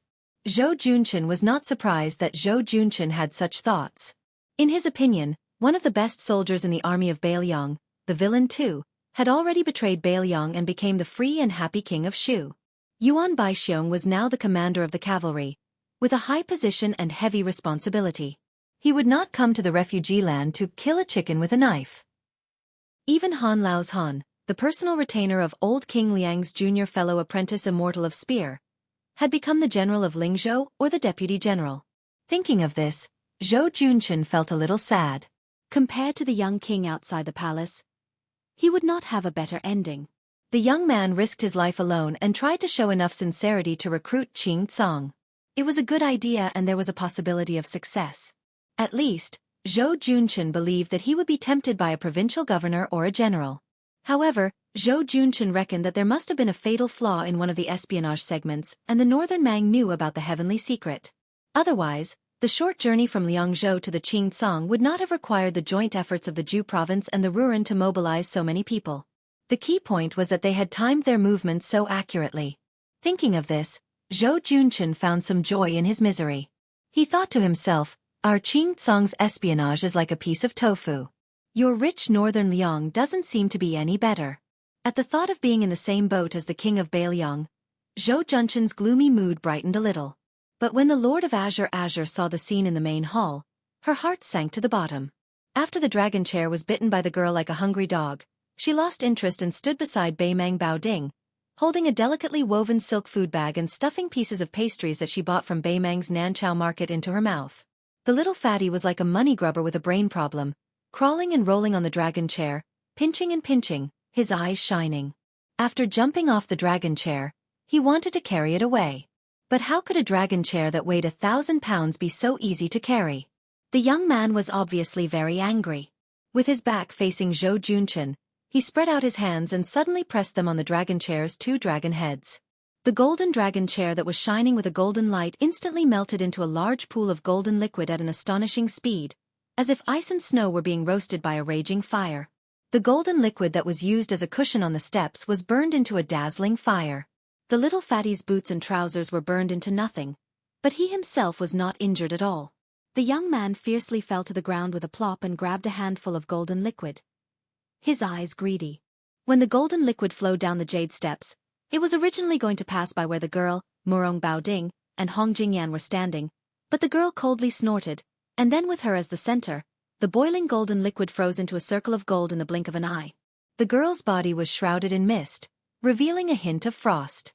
The girl was still angry, probably because she was angry that the fatty of the same age was obsessed with money.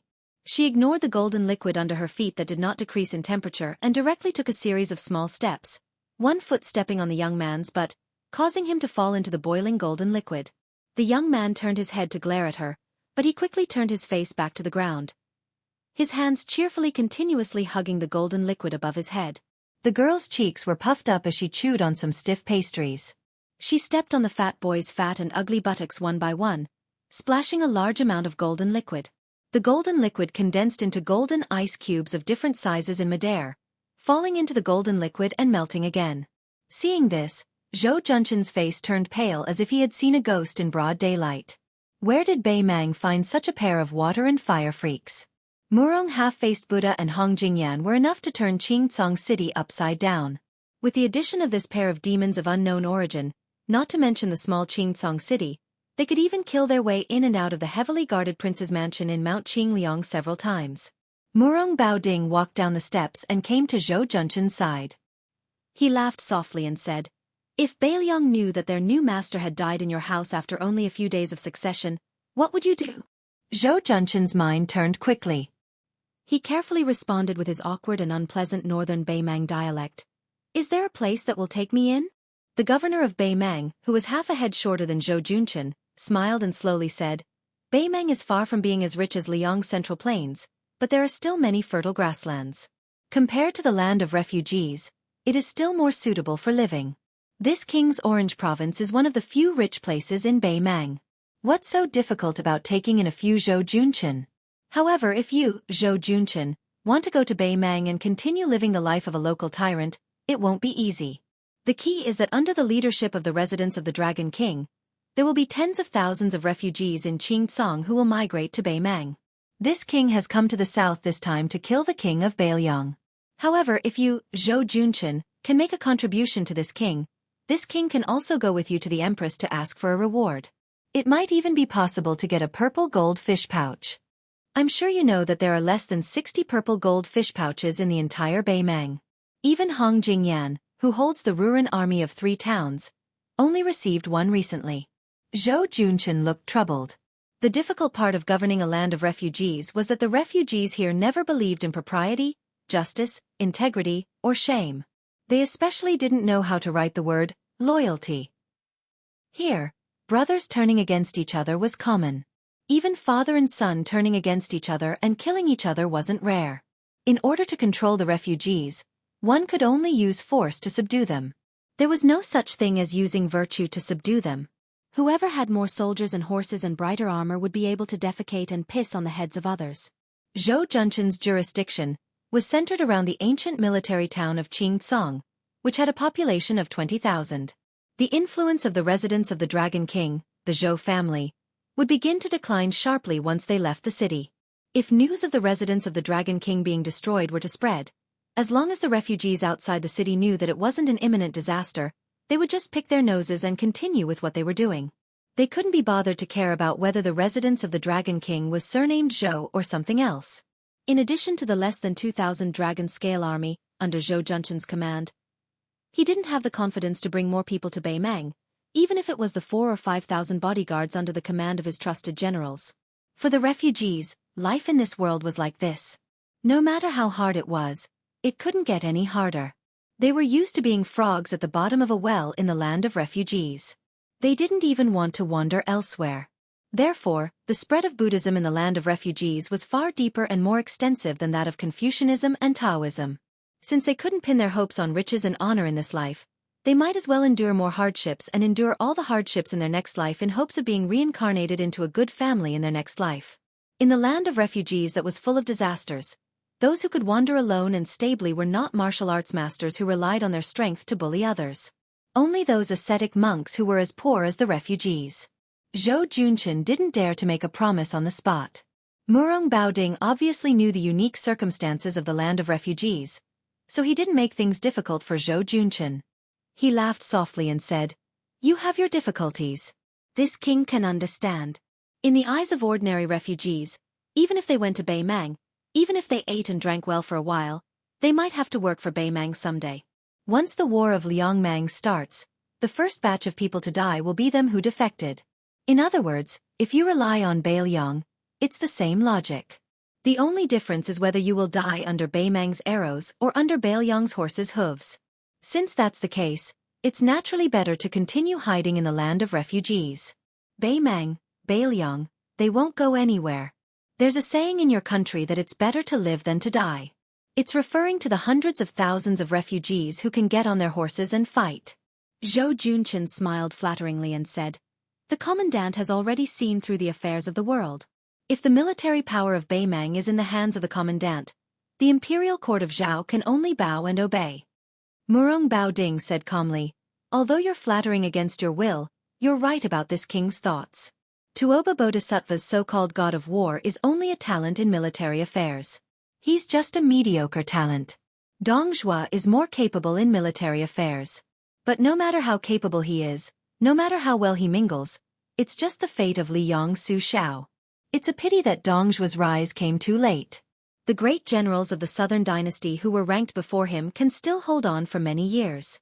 Fatty Dong may not be able to smoothly reach the day when his meritorious service is so great that he can't be conferred the title of emperor." Zhou Junchen's scalp tingled. With a bitter face, he said in a low voice, "The commandant doesn't need to tell me these heavenly secrets. I'm short-sighted and my knowledge is shallow. Anyway, I don't understand." Murong Baoding, whose half-face was ferocious and terrifying, twitched the corner of his mouth. He patted Zhou Junchen's shoulder with one hand and said, "Don't worry. The current situation in the land of refugees is very delicate. The gains and losses of both sides of Liangmang have to be calculated by double. This king has recruited Zhou Junchen, so Beiliang will have one less Zhou Junchen. In the future, they will have to face General Zhou, who has a purple gold fish bag around his waist. This kind of business where even women and children know the pros and cons. This king won't be so muddle-headed as to let his emotions affect his decisions. When this prince was young, I once said that I wanted to pile the corpses of all the refugees on Mount Qingliang. At that time, I was young and impetuous, so I never cared about the general trend. I always thought that I could single-handedly turn the tide and suffered a lot." The young man and young woman had unknowingly run to their side. Most of the fat boy's clothes had been destroyed by the golden water. He directly took off the clothes on his back and made a skirt. He tied it around his waist, barely covering his crotch and white buttocks. The young man looked at Zhou Junchen, who was incomparably fearful, and asked with a smile, "Sir, do you have any money or treasure?" Zhou Junchen's face stiffened as he untied the suet jade that was said to have been obtained from the top of Mount Kunlun. Unexpectedly, the young man whose chest was stained with golden water only glanced at it and was greatly disappointed. He hurriedly asked, "It has to be like that chair. It has to be golden and shiny. Otherwise, it's worthless." Zhou Junchen looked helplessly at Murong Baoding, but the latter ignored him and moved away to whisper to Hong Jingyan. Misfortune never came alone. Before one wave had subsided, another wave arose. The average-looking young woman also walked in front of Zhou Junchen and coldly threatened, "Do you have anything to eat? If not, I'll turn you into an ice corpse." A money grubber and a foodie? Chapter 997. Zhou Junchen, who was still the emperor of Qingcong yesterday, was at a loss. He almost begged the two children to stop torturing him. When Hong Jingyan was talking to Murong Baoding, he looked at the young man and woman who were secretly regarded as national treasures by Bei Mang. The qi cultivators of the Central Plains were divided into the north and south. The south was led by the Guanyin sect in the South Sea. The north was concentrated in the imperial astronomer. Any noble who dared to raise a qi cultivator, even if the Zhao family's emperor was known for his tolerance, would definitely be sentenced to death. Li Mixi had once learned that the dragon-seeking qi cultivators of the northern sect had been working for the celestial phenomenon cultivator Lu Hao all these years. But he did not know if they were helping him enter the Saint Realm or building some kind of formation in Great Peace City. There were not many qi cultivators in the northern Mang. At their peak, there were only about 100 of them. Their numbers might not even be comparable to the Guanyin sect. Now, 9 out of 10 of them were dead. This tragedy was due to Murong Baoding finding his biological brother and sister. The two of them were given the surnames of Yelu and Murong respectively. One was called Yelu Kai-in, while the other was called Murong Kai-yang. They were the living knife Gui bait, recorded in the secret manual of the qi cultivators. It was said that if one ate one of the two, they could either enter the heavens or the underworld. However, Murong Baoding had never believed in such things. At that time, he had offered it to his sister, the Empress of the Northern Mang. The latter had also scoffed at the Taoist talk of immortality and ascension. As for the ownership of the brother and sister, she had jokingly said to his younger brother, "If you don't take what is given to you by the heavens, you will suffer a calamity instead." She had even given it to the Orange Prefecture. The Empress had even used the power of the entire country to allow the brother and sister to become qi cultivators of the northern Mang by chance. Yelu Kai-in was good at controlling fire, while Murong Kai-yang could make the summer river instantly form a long bridge of ice. Murong Baoding smiled and asked, "Do you think Zhong Liang can kill that young man?" Hong Jingyan said calmly, "Zhong Liang is frivolous and doesn't know how to cherish his talent. At most, his state is similar to that of the fifth raccoon. In a one-on-one battle, Zhong Liang has a high chance of winning. However, it doesn't necessarily mean that he can kill." Murong Baoding took the lead and walked to the door of the hall. "He is related to the demon Luo Yang. Don't you have any thoughts?" Hong Jingyan said something mysterious. "If I want to kill him, I'm afraid that the Orange Province will stop me." Murong Baoding laughed it off and changed the subject. Beimeng, Liang and Bailiang, a tripartite balance of power.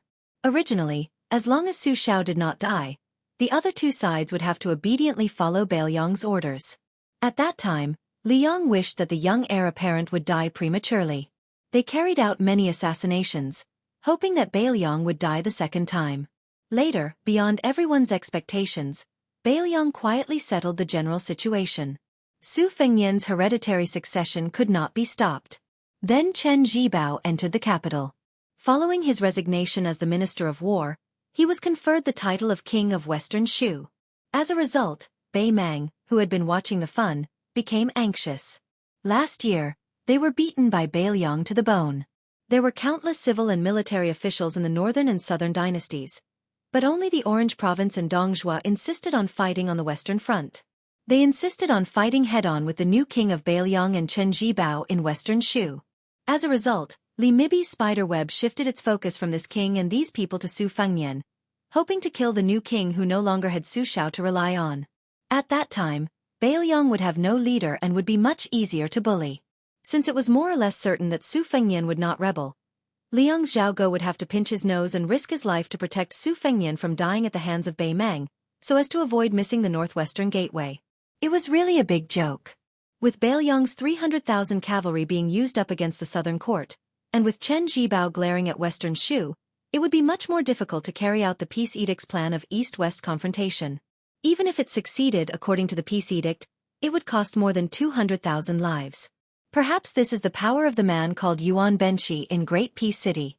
Scholars move their mouths, and warriors die on the battlefield. In the current situation of the romance of the Three Kingdoms, Bailiang doesn't move, and Baimang and Liang don't dare to act rashly. Unknowingly, 20 years of peace have been exchanged for the common people of the two dynasties. This is all thanks to Li Yishan. It's a pity that this enemy is dead, and there's no way to tell him face to face. This king has a belly full of words, and he can only nag and nag to you, Hong Jingyan. Hong Jingyan smiled. Fortunately, there's still Chu Lushan. Murong Baoding stretched out his hand and placed it on his cheek.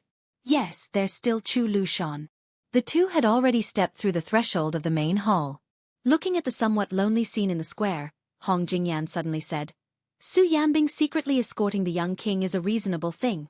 This person's methods of intercepting and rescuing the Bailiang administrator's son at the border cannot be underestimated. If it wasn't for the peace edict, I really don't have the confidence to kill people in Qingcang. Since Su Yanbing hasn't shown himself, it means that it's as I guessed before. Zhong Liang really can't kill Su Fengnian. First, there's the butcher Su Xiao who doesn't want to be the emperor, Chen Jibao who wants to settle the country through 2 battles, and then there's the traitor Chu Lushan. Now, there's the Su Fengnian who likes to pull chestnuts out of the fire. Bailiang really has a lot of strange people and strange things. If you ask me, Bailiang really should follow the plan of the emperor's preceptor and destroy it first. Murong Baoding's words hit the nail on the head. If you don't attack the nearby Bailiang, how can you compete with Dong Zhuo for military merits? How can you be the king of the southern courtyard? Hong Jingyan also argued, is the peace edict really going to do business with Bailiang?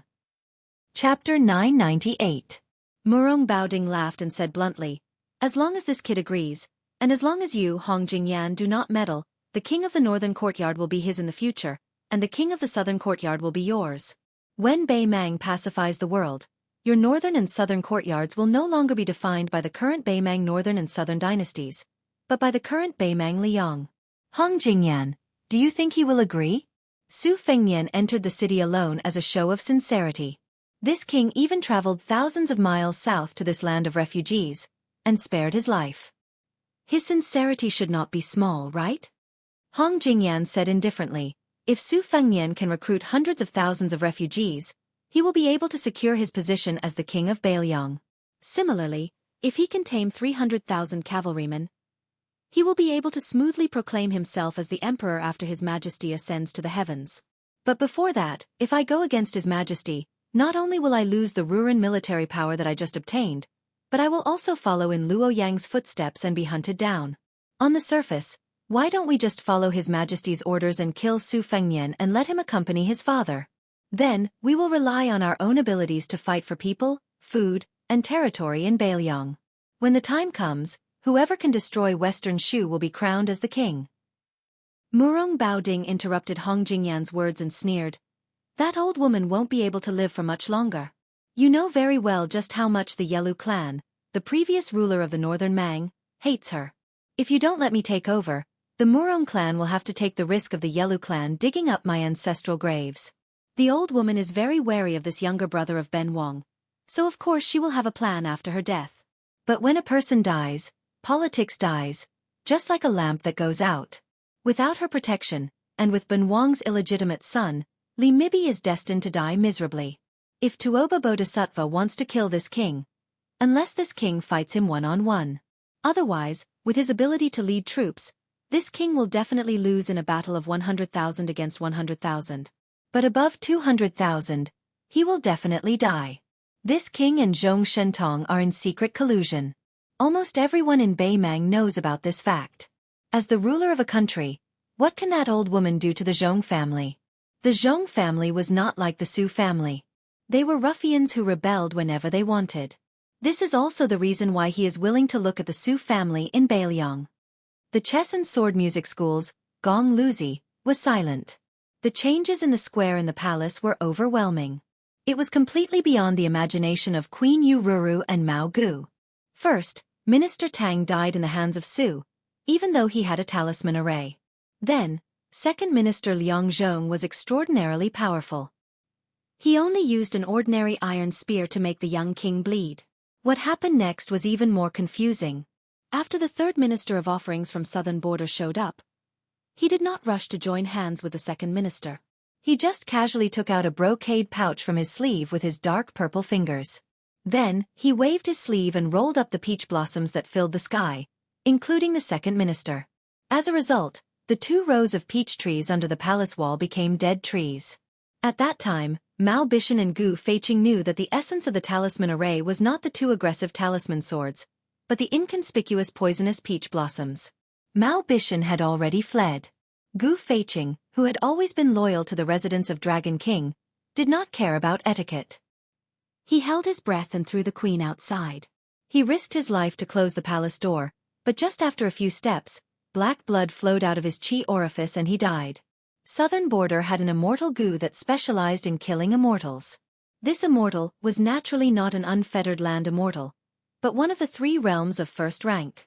However, it was similar to many moves in the pugilistic world that were powerful but could not withstand a single blow.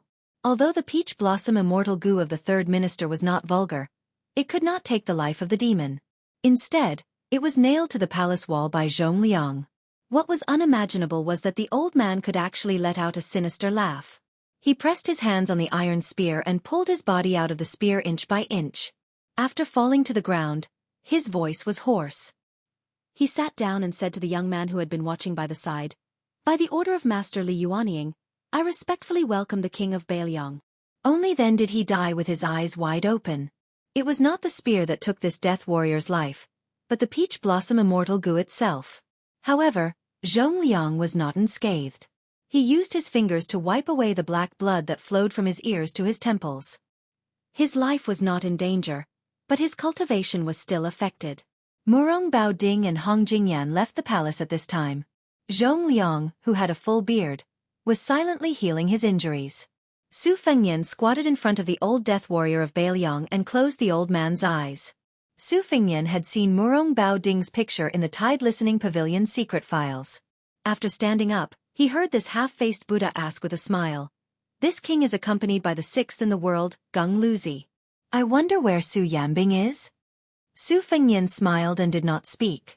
Murong Bao Ding deliberately drew in a breath of cold air and asked meaningfully, "Did you really come to Qingcong City alone? Are you trying to use yourself as bait to catch a few big fish?" Su Fengyan said frankly, "Fishing is not fake, but it's my family's business. It can't be considered catching big fish. Su Yanbing is definitely here, but I don't know where this king is, and I don't know when he will appear." Murong Bao Ding looked at the calm young man under the wall and felt a heartfelt admiration. He somewhat understood why the current Zhao family son of heaven was in love with Chen Jibao. In the future, when he sat in the north facing the south and ruled the world, there would be such outstanding officials standing in the imperial court. Not to mention other things, just watching them stand there and serve him was very pleasing to the eye. Murong Bao Ding laughed heartily and said, "Su Fengyan, you may not know this, but this king's true eldest son is Yu Lu. This king can let bygones be bygones for your grievances with him." Su Fengyan took the crossing the river pawn from his waist and placed it in front of his eyes. He gently exhaled and purple thunderbolts rolled onto the scabbard, bouncing gently. There were 9 thunderbolts pearls on the blade. These were the treasures that he had obtained from his battle with Lu Haosher. They could be considered priceless treasures. Su Fengyan looked at Murong Bao Ding and Hong Jingyan, who were standing side by side, and said something that even these 2 top experts could not understand. "I have had Wang Xianji's mentality since 800 years ago. The whole world is my enemy. I am invincible in the world." Chapter 999. Murong Bao Ding glanced at the rolling thunder on the scabbard and was a little surprised. Although martial arts were vast and there were countless unorthodox methods, as long as it was related to chi cultivators, it was considered top-notch. The young brother and sister behind him were more than familiar with this. In Beimang, there were chi cultivators who were proficient in collecting thunder and lightning. The money grubber boy and the foodie girl gathered together and whispered to each other. Especially the gluttonous girl. She smacked her lips and stared fixedly at the 9 genuine purple sky thunder. She was very envious. As long as she swallowed them into her stomach and nourished them for a few years, she would definitely be able to beat this annoying fatty beside her into a pig's head. Hong Jingyan's expression was still rigid. When one's martial arts realm had reached such a high level, it was nothing more than coping with changes by sticking to the status quo. Su Fengyan's crossing the river pawn in his left hand was out of its scabbard in an instant. The speed of the blade was so fast that the scabbard that left his palm crashed into the palace wall. Su Fengyan's arm followed Wang Xiu's arc formula and swung the blade down. The nine thunder lingered and the purple clouds dazzled. Zhong Liang unceremoniously controlled the iron spear that was abandoned by Su Fengnian. He had been holding the spear with one hand. This time, he finally held the spear with two hands and took out enough attention to deal with the unsheathed blade. The spear curved horizontally. Before the sharp blade of the blade touched it, the curved tip of the spear was already pointed at Su Fengnian's waist. Su Fengnian did not deliberately change from attacking to defending. He just followed the blade with ease as if he was possessed by God and understood the wonders of the Xian finger. The tip of the blade suddenly twisted and fell faster and faster. His body was also forcefully pulled a few feet forward. The rolling blade technique was still the rolling blade technique. It was just that compared to the rolling blade technique of ordinary swordsmen, it was much more mysterious. The spear missed for no reason. Zhong Liang's eyes lit up. Borrowing the force of the curved spear, the curved body of the spear also curved. In the eyes of others, one person was following the blade and the other person was unwilling to fall behind. Therefore, the person followed the spear. At first, Murong Baoding had a smile in his eyes. He did not think highly of the kid's rolling blade technique. However, when he saw that Su Fengnian's bladesmanship seemed to be disorderly, but it was just right. Every blade was chopped 4 feet away from Zhong Liang's face. This somewhat surprised half-faced Buddha. Zhong Liang, who kept dodging, frowned. He was not angry that this kid was taking revenge on him for pointing the tip of the spear at his glabella. It was because he had never heard of such a ridiculous rolling blade technique. Of course, Zhong Liang did not know that there was an old swordsman from East Yu named Song Yanqing. When he went out in Jianghu for the last time, he had 14 swords and 14 moves. The only sword with a sword tassel was called Zhao Dan, which meant that he was carrying a lamp to illuminate the mountains and rivers. It was such a walking sword that he walked all the way to the side of the white-robed Luo Yang. Every time Su Fengnian's rolling blade finger, a purple thunder was suspended. After 9 times, he suddenly clenched his right hand. There were 9 flying swords hidden in the 9 thunder, which condensed into a formation and trapped Zhong Liang. Su Fengnian did not look at how the breeding demon was going to deal with it. He randomly patted the void with one hand, which was the 18 strokes of the Hu Jia played by the blind female zither player in the battle in the rainy alley. His finger tapped on the soldiers crossing the river, which was the finger sword secret skill of the young female chi trainer on the lake of Yuyan Mountain Villa. Many of the abandoned talisman swords that were left behind in the square jumped up from the ground and stabbed fiercely at Zhong Liang with distorted trajectories. Together with the domineering Thunderpool flying sword and the unpredictable Hu Jia paddle, it created a magnificent scene. The 3 arcs of the arc formula formed momentum. At this time, Su Fengnian's 3 arcs were secretly learned from Song Yanqing, Xue Songguan, and the Qi trainer from the South Sea. They seemed to be unrelated, but they were fused together and vaguely appeared to be in the great Grandmaster realm. Murong Baoding chuckled softly. It looks good and is quite practical, but it's a bit too messy. There's still a long way to go before returning to the original state of celestial phenomenon. Zhong Liang was exhausted dealing with the 3 arcs in the formation. It was easy to deal with the barbarian clapper that came out of nowhere. With his Vajra physique, even if he was hit by it, it would be nothing more than a flesh wound. It was just a small matter of losing face. He didn't know how the boy controlled the dozens of talisman swords, but it didn't matter. With Zhong Liang's Xian finger comprehension, he could deal with it easily. In the past, with his rare talent, he didn't even need to dodge. However, he was afraid that if he didn't dodge, he would fall into a trap. Moreover, the flying swords of the sword tomb, which were wrapped in purple thunder as clothes, were no longer close to him, a natural sword embryo. Each of the 9 kinds of sword chi had its own killing intent, which was the real trump card. The iron spear that Zhong Liang held with both hands had its spearhead cut off by the purple thunder. From the moment the guy unsheathed the saber in his left hand until now, Zhong Liang hadn't been able to fight back even once. This made the second young master of the Beimang family, who ranked relatively low among the top 10 devils but had outstanding strength, really angry. Beimang was at the top of the martial arts world, and the number of times they fought each other was far more than Liang. They never liked the martial arts fights that didn't hurt each other's feelings. If old monster Wang from the martial emperor city didn't go to Liang Jianghu to be a whetstone, the number of people in the martial arts ranking list might not even be equal to the number of people in Beimang. In Beimang, heroes didn't matter where they came from. Many people were nameless one day, and the next day, they became the distinguished guests of the general. Zhong Liang didn't rely on his identity as Zhong Shentong's younger brother to stand out in Beimang's Jianghu. He relied on being hunted and being hunted again and again. When he was young, he provoked the Dragon King, who was also one of the top 10 devils, and was hunted for nearly a month. It was because of that escape that made Zhong Liang finally become a level 1 master. The reason why Zhong Liang deliberately showed mercy before was not only because he wanted to humiliate the young king, but also because he couldn't stand the kid's attitude of not taking out his saber when he practiced. How dare he put on airs in front of Zhong Liang? Only now did he know that the young king of Bailiang had learned a variety of skills and was not inferior to him at all. After he took out his saber, his momentum was even more imposing. Zhong Liang had to restrain his contempt and treat him as an opponent that he could fight with all his strength. Zhong Liang certainly knew that the young man standing 5 feet away from him had many tricks up his sleeves. Other than the thunder-wrapped flying sword, he must have a more powerful trump card. Zhong Liang guessed that it must be the second saber on the right side of his waist. Zhong Liang had heard that Su Fengnian, who was once a disciple of Li Chungang, used the mind cultivation technique to cultivate his saber. On the grassland, he used his saber to kill the colorful python demon beside Tuoba Chun's son. Zhong Liang dealt with the talisman swords that were undulating with the rhythm of Su Fengnian's rhythm. Of course, there was the more troublesome purple thunder sword formation. When Su Fengnian made a move, Zhong Liang countered it. It seemed complicated and long, but in fact, it only took a few blinks of an eye for the talisman swords to be broken and fell to the ground. Zhong Liang's iron spear had also been cut by more than half, and the spear had become a long saber. Fortunately, Zhong Liang's talent was so high that no matter what he learned, he could easily go further than many famous experts who studied for their entire lives. The broken spear in his hand knocked against the purple thunder flying sword. The sound was loud and clear, like the sound of a 1,000-pound bell. It could be heard clearly outside the residence of Dragon King.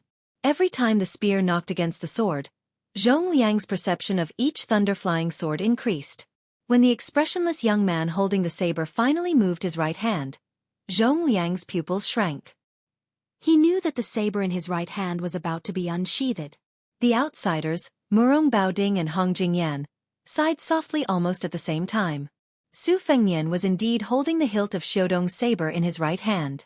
However, the one who made the move was not Xiudong, but the scabbard crossing the river pawn. Su Fengnian's palm was split open, and blood splattered everywhere.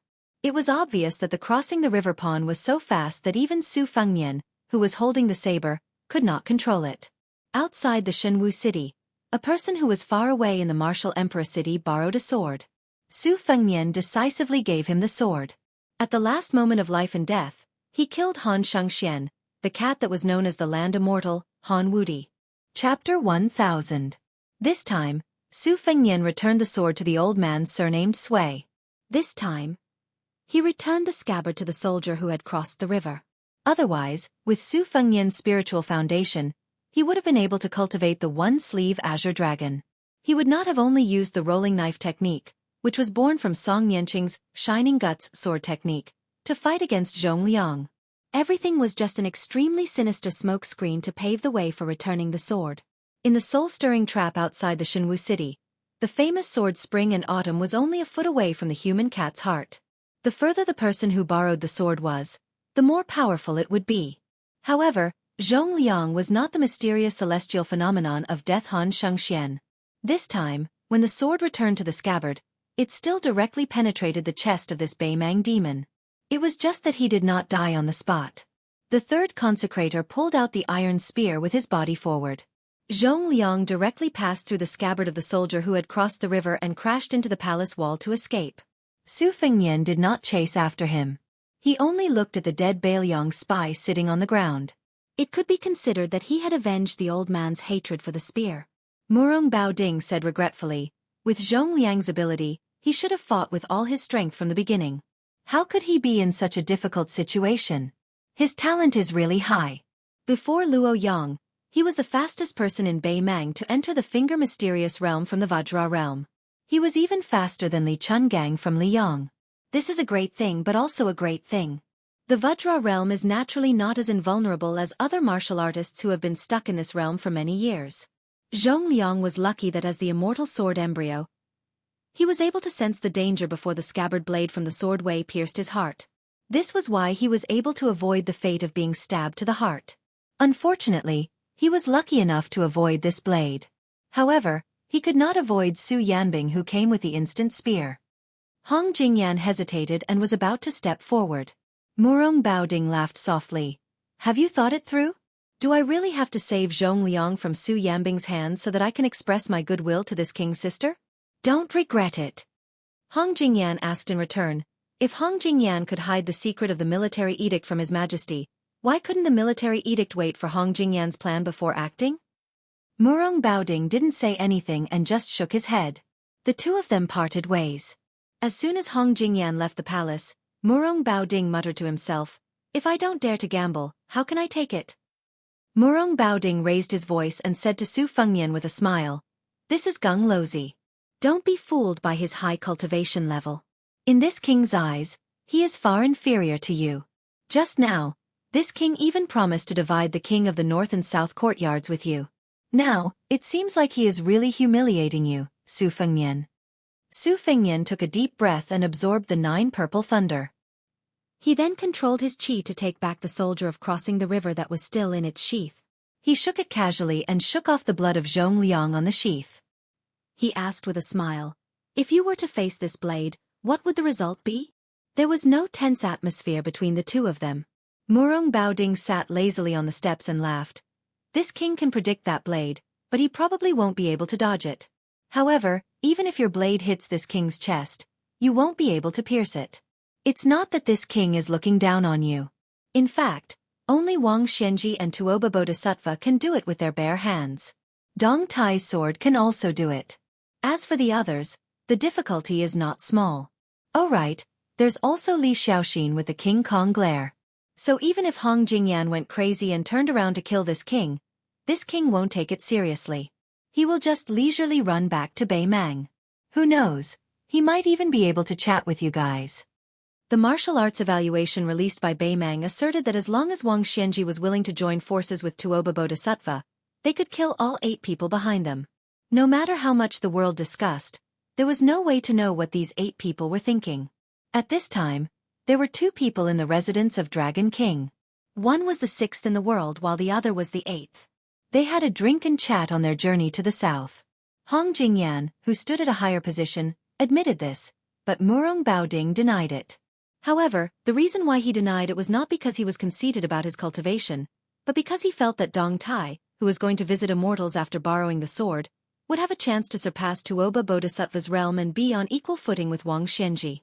Su Fengnian asked, even Su Yanbing's instant spear can't do it? Murong Baoding thought about it seriously and said, firstly, this king's true strength is unknown. Secondly, if he says that he can't do it, you will only think that he is bragging. Su Fengnian smiled and said, if Su Yanbing doesn't want to fight with you, there will naturally be someone else who will. Murong Baoding said in a low voice, no room for discussion? Do we have to fight and kill? Su Fengnian shook his head and said, when Su Xiao was alive, he was too lazy to pay attention to you guys. In this life, I will not do business with Bei Mang. Murong Baoding stood up with a face full of regret. He stretched and said, it turns out that you are much more stupid than this king thought. Su Fengnian smiled and said, I'll return the same words to you. The spy leader of Qing Tsang was actually a pawn planted by Bei Mang. After lying to Zhou Junchen about the military situation, he had already disappeared. He said that Su Fengnian had entered the land of refugees alone and that Beiliang did not have a large army. In fact, he was only half right. Other than the young king of Beiliang, who was supposed to be the son of a rich family, there was also a mighty cavalry of 1,000 men. However, there were less than 100 men in armor. The remaining 800 to 900 men were wearing kasayas. Their bald heads were very eye-catching. It was actually a scene of a large group of monks heading west. There was only one carriage. Nearby, there was a huge black tiger running around. From time to time, it would stop and turn its head, waiting for the carriage. The cavalry on both sides were all heavily armored. Even the ignorant and inexperienced people in the land of refugees could tell at a glance that this was the Longxiang army that had destroyed 3 important towns of Bei Mang last year. They were the elites of Beiliang's elite cavalry. It was the 30,000 dragon elephant cavalry that had trampled half of Gusai state into pieces. Who in the southern court was not afraid of the black-clothed youth's invincibility? Bailiang had always been close to Buddhism, especially after the Liang imperial court destroyed Buddhism. Countless monks and monks fled to Bailiang Taoism, which seemed to be the only worry-free pure land left in the world. Then, the new king of Bailiang suddenly ordered all the monks in Liangzhou to enter the land of refugees to preach Buddhism. He also promised that there would be armored cavalry to protect them. Most of the foreign monks were afraid that they had just left the wolf's den and entered the tiger's den. For a while, they took a wait-and-see attitude. Fortunately, the king of Bailiang did not make things difficult for them. He only ordered the 600 local monks in Liangzhou to gather and head west, without any resistance.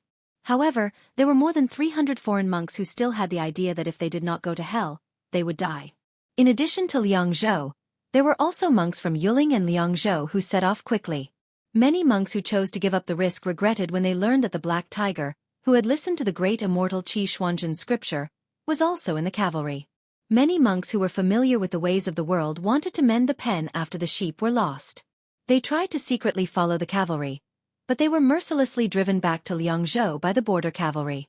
After the Beimang spy Taoist Qing Huai, who had been dormant in Qingrong Temple for many years, was killed by Bailiang's falcons, monk Huang Deng, who was a famous monk in Gangnam-do, witnessed the death of the old Taoist with his own eyes. The old monk Huang Deng became the new abbot of Qingrong Temple. This time, the new king of Liang ordered the monks to go west to the land of refugees. The old monk Huang Deng was the first monk to take the initiative to go to Liangzhou, and he was also the most famous one among them. Therefore, monk Huang Deng was specially allowed to ride in the carriage by Bailiang, which was a great honor. However, the old monk Huang Deng seemed to be a little restless along the way. He was not an old monk who bowed in front of the powerful. Monk Huang Deng was known for his teachings in Gangnam-do.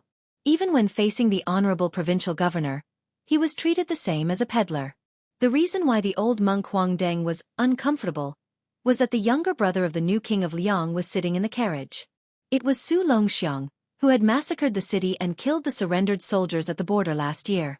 If that was all, the monk would not be so restrained. The main reason was that this prince was not barefoot and dressed in black like before. Instead, he was wrapped in an extremely strange bright red armor, revealing only his eyes. The carriage was filled with murderous intent. Monk Huang Deng, who was known for his Buddhist aura, was pitiful. Some distance away from Qingcang City, a falcon was hovering at a low altitude. Hearing the sound, the talisman armor suddenly stood up and left the carriage. The young man in armor began to run wildly. Before the red armor entered the residence of Dragon King, which was located at the westernmost position, it had smashed the entire Qingcang City in a straight line. The Great Vajra Realm against the Great Vajra Realm. Chapter 1001.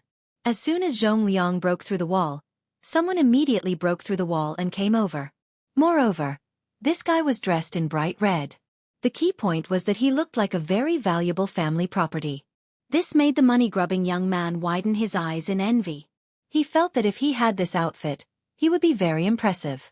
The foodie girl, who was more talented than her brother, was no exception. She hid behind Murong Baoding and stuck her head out, staring intently. At this time, Murong Baoding's heart was more ridiculous than angry. Did this Su guy just use an armor to send him away? He had heard that there was a talisman general armor among the 4 grandmasters of Liang. He was a good-for-nothing who had been skinned alive. Murong Baoding had always been prejudiced against these so-called masters who used external objects to abuse their power. He looked at Su Fengyan with a gloomy face and said, "This king has already been rejected by Hong Jingyan once. This king's patience is running out. Su Fengyan, I advise you not to take advantage of him.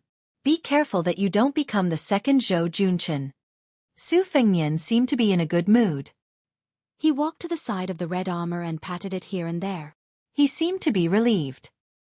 He turned his head and smiled at half-faced Buddha. "Murong Baoding, don't think too highly of yourself. Who are you trying to scare by calling him this king? This is not Orange Province, and you haven't become the Emperor of Beimang. As for me, thanks to my father, I've seen the Emperor of Liang, the Empress of Beimang, and the vassal kings of Liang. I've also seen many of the top 10 people in the world who are better than you in the martial arts evaluation.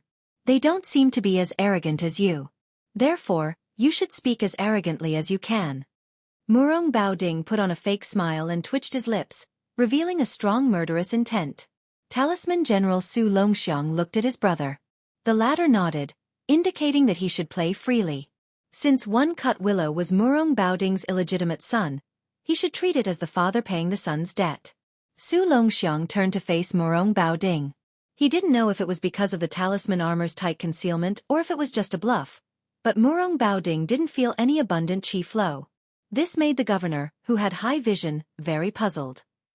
Where did Su Fengnian come up with such a joke? Wasn't he afraid of disgrace? Murong Baoding only knew that Su Zhao's youngest son was born with a vajra.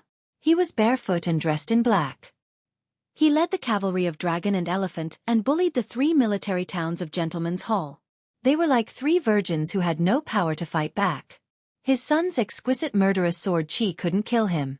Naturally, the governor of Orange Province didn't expect that Su Fengnian would make an unnecessary move and let his younger brother wear the talisman general red armor. Su Longxiang's 5 fingers stretched and clenched into a fist. His body moved and he instantly punched Murong Baoding's chest. The chi flow was vast and mighty, and the square shook. Although Murong Baoding's body only swayed slightly and seemed to be motionless, the invisible mirror between Su Longxiang and the governor rippled violently. The 2 palace walls on the edge of the mirror were torn apart, and the peach trees near the foot of the wall were crushed into powder in an instant. Murong Baoding stretched out his hand and rubbed Murong Caiyang's head behind him. The girl knew the severity of the situation, and immediately retreated to the throne room with Yelu Kai-in. After Su Longxiang punched, his body swept back and returned to his original position. He crossed his arms over his chest. This posture clearly showed that he wanted Murong Baoding to punch him back. He didn't dodge. Murong Baoding said, "Oh, so it's Huang Manor from the Su family who was born with divine strength. No wonder, no wonder." Su Fengnian gently slapped Huang Manor's head and laughed angrily. "He's the 8th most powerful person in the world, Murong half-faced Buddha. Why are you being so polite with him? 1 punch each. Treat it as playing house and beat him up with all your might. This guy's ranking isn't high among the 10, but his ability to take a beating is outstanding. His killing power isn't good, and he's much worse than Dong Tai and Han Shengxian. If it were any other of the 10 most powerful people in the world, I wouldn't be at ease. But since it's Murong Baoding, it doesn't matter. Brother can verify if there are any flaws in the talisman armor that the Mo family's great son carefully crafted." Su Fengnian looked at Huang Man'er's eyes and glared. "You're not allowed to take off your armor." Murong Baoding walked down the steps and mocked himself. "You 2 brothers really don't take this king seriously."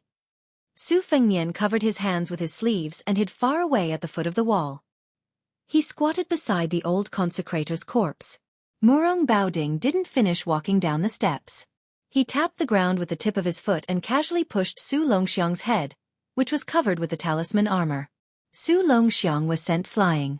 Not only did he smash through the palace gate, there was also a deafening shattering sound coming from the other side of the city gate.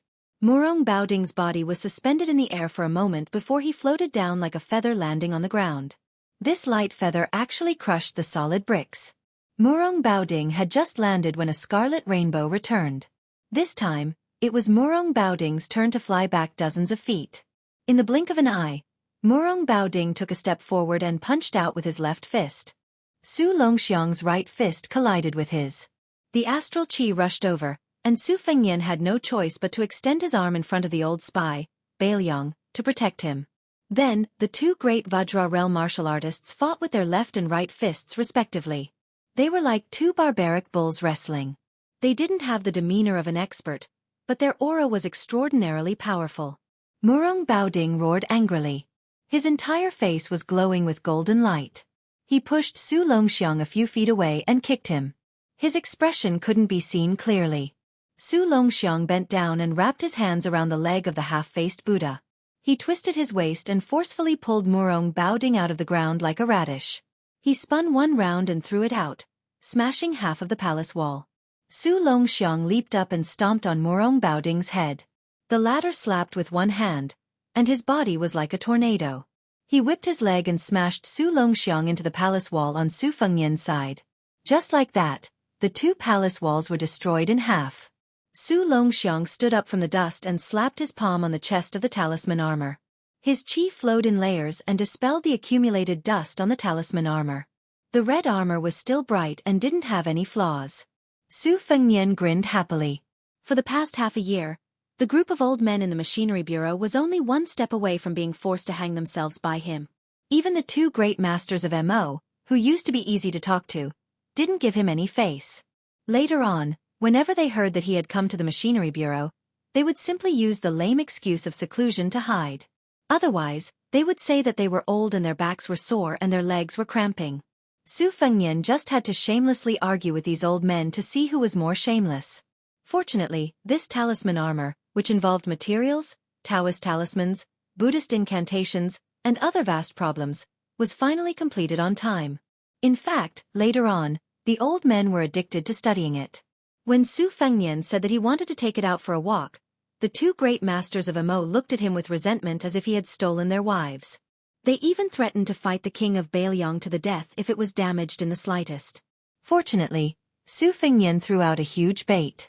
He said that no matter how much manpower, material, and financial resources Bailiang had to build the talisman armor to the level where it could withstand heavenly thunder. He even provoked them by asking if they dared to go against heaven's will. This made the eyes of a large group of old men immediately light up. They turned around and ran to draw the blueprint. They really ran, the kind where they ran away like a wisp of smoke. Su Fengnian looked up and saw that the throne room was still fine. The palace walls had already disappeared, but Huang Manor had somehow wrapped his hands around Murong Baoding's head and tucked it under his armpit. The two of them bumped into each other like this. After they bumped into the palace walls, they went to find trouble with the palace walls. Su Fengnian returned the favor. After he broke free, he grabbed Huang Manor's ankle and used the talisman armor as a knife to cut rice paper, cutting a gully in the middle of the palace walls. Huang Manor did not fall behind.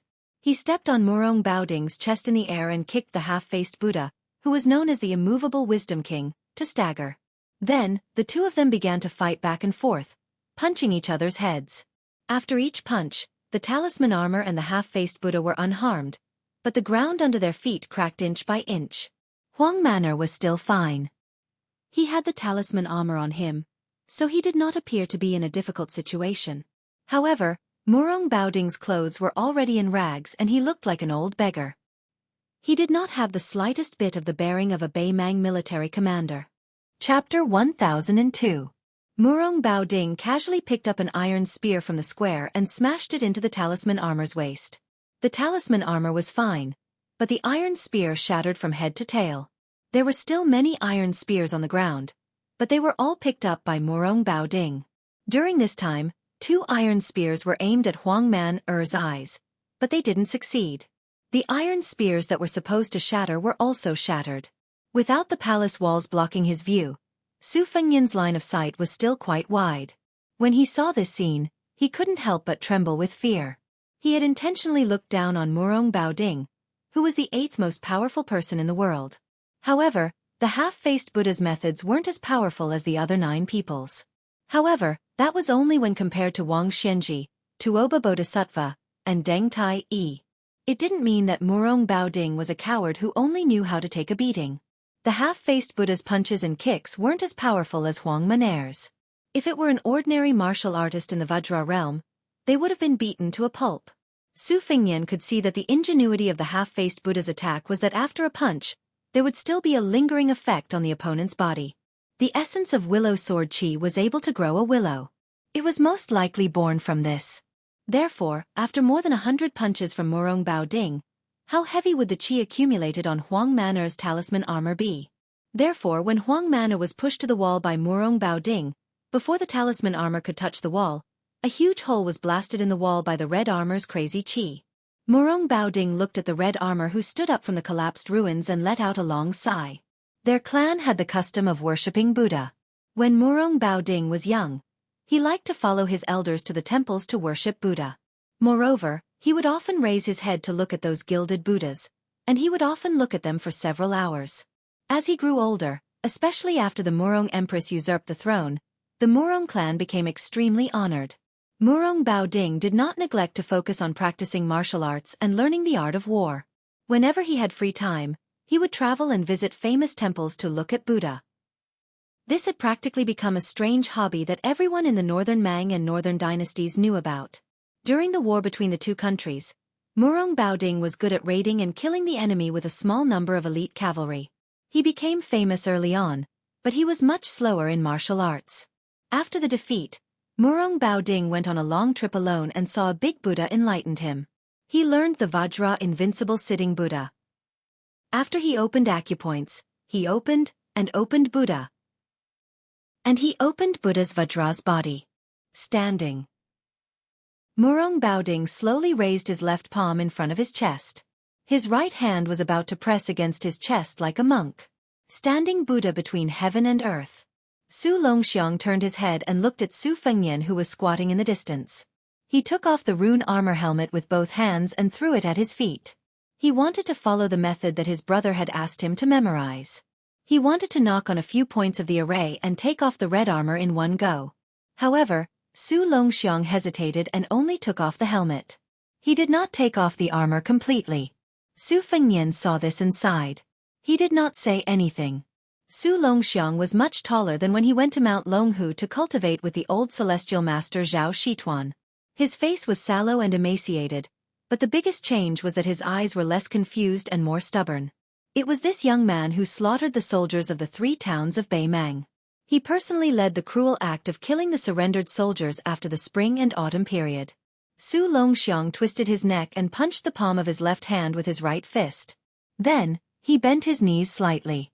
Su Longxiang looked at the half-faced Buddha whose body was overflowing with golden light. The corner of his mouth twitched. With Su Longxiang as the center, not only did the fist power that Murong Baoding left on the rune armor suddenly disappear, the atmosphere between heaven and earth seemed to be absorbed by the young man. The young man was like an ancient ferocious beast. If God blocked him, he would kill God. If Buddha blocked him, he would kill Buddha. Su Longxiang began to run.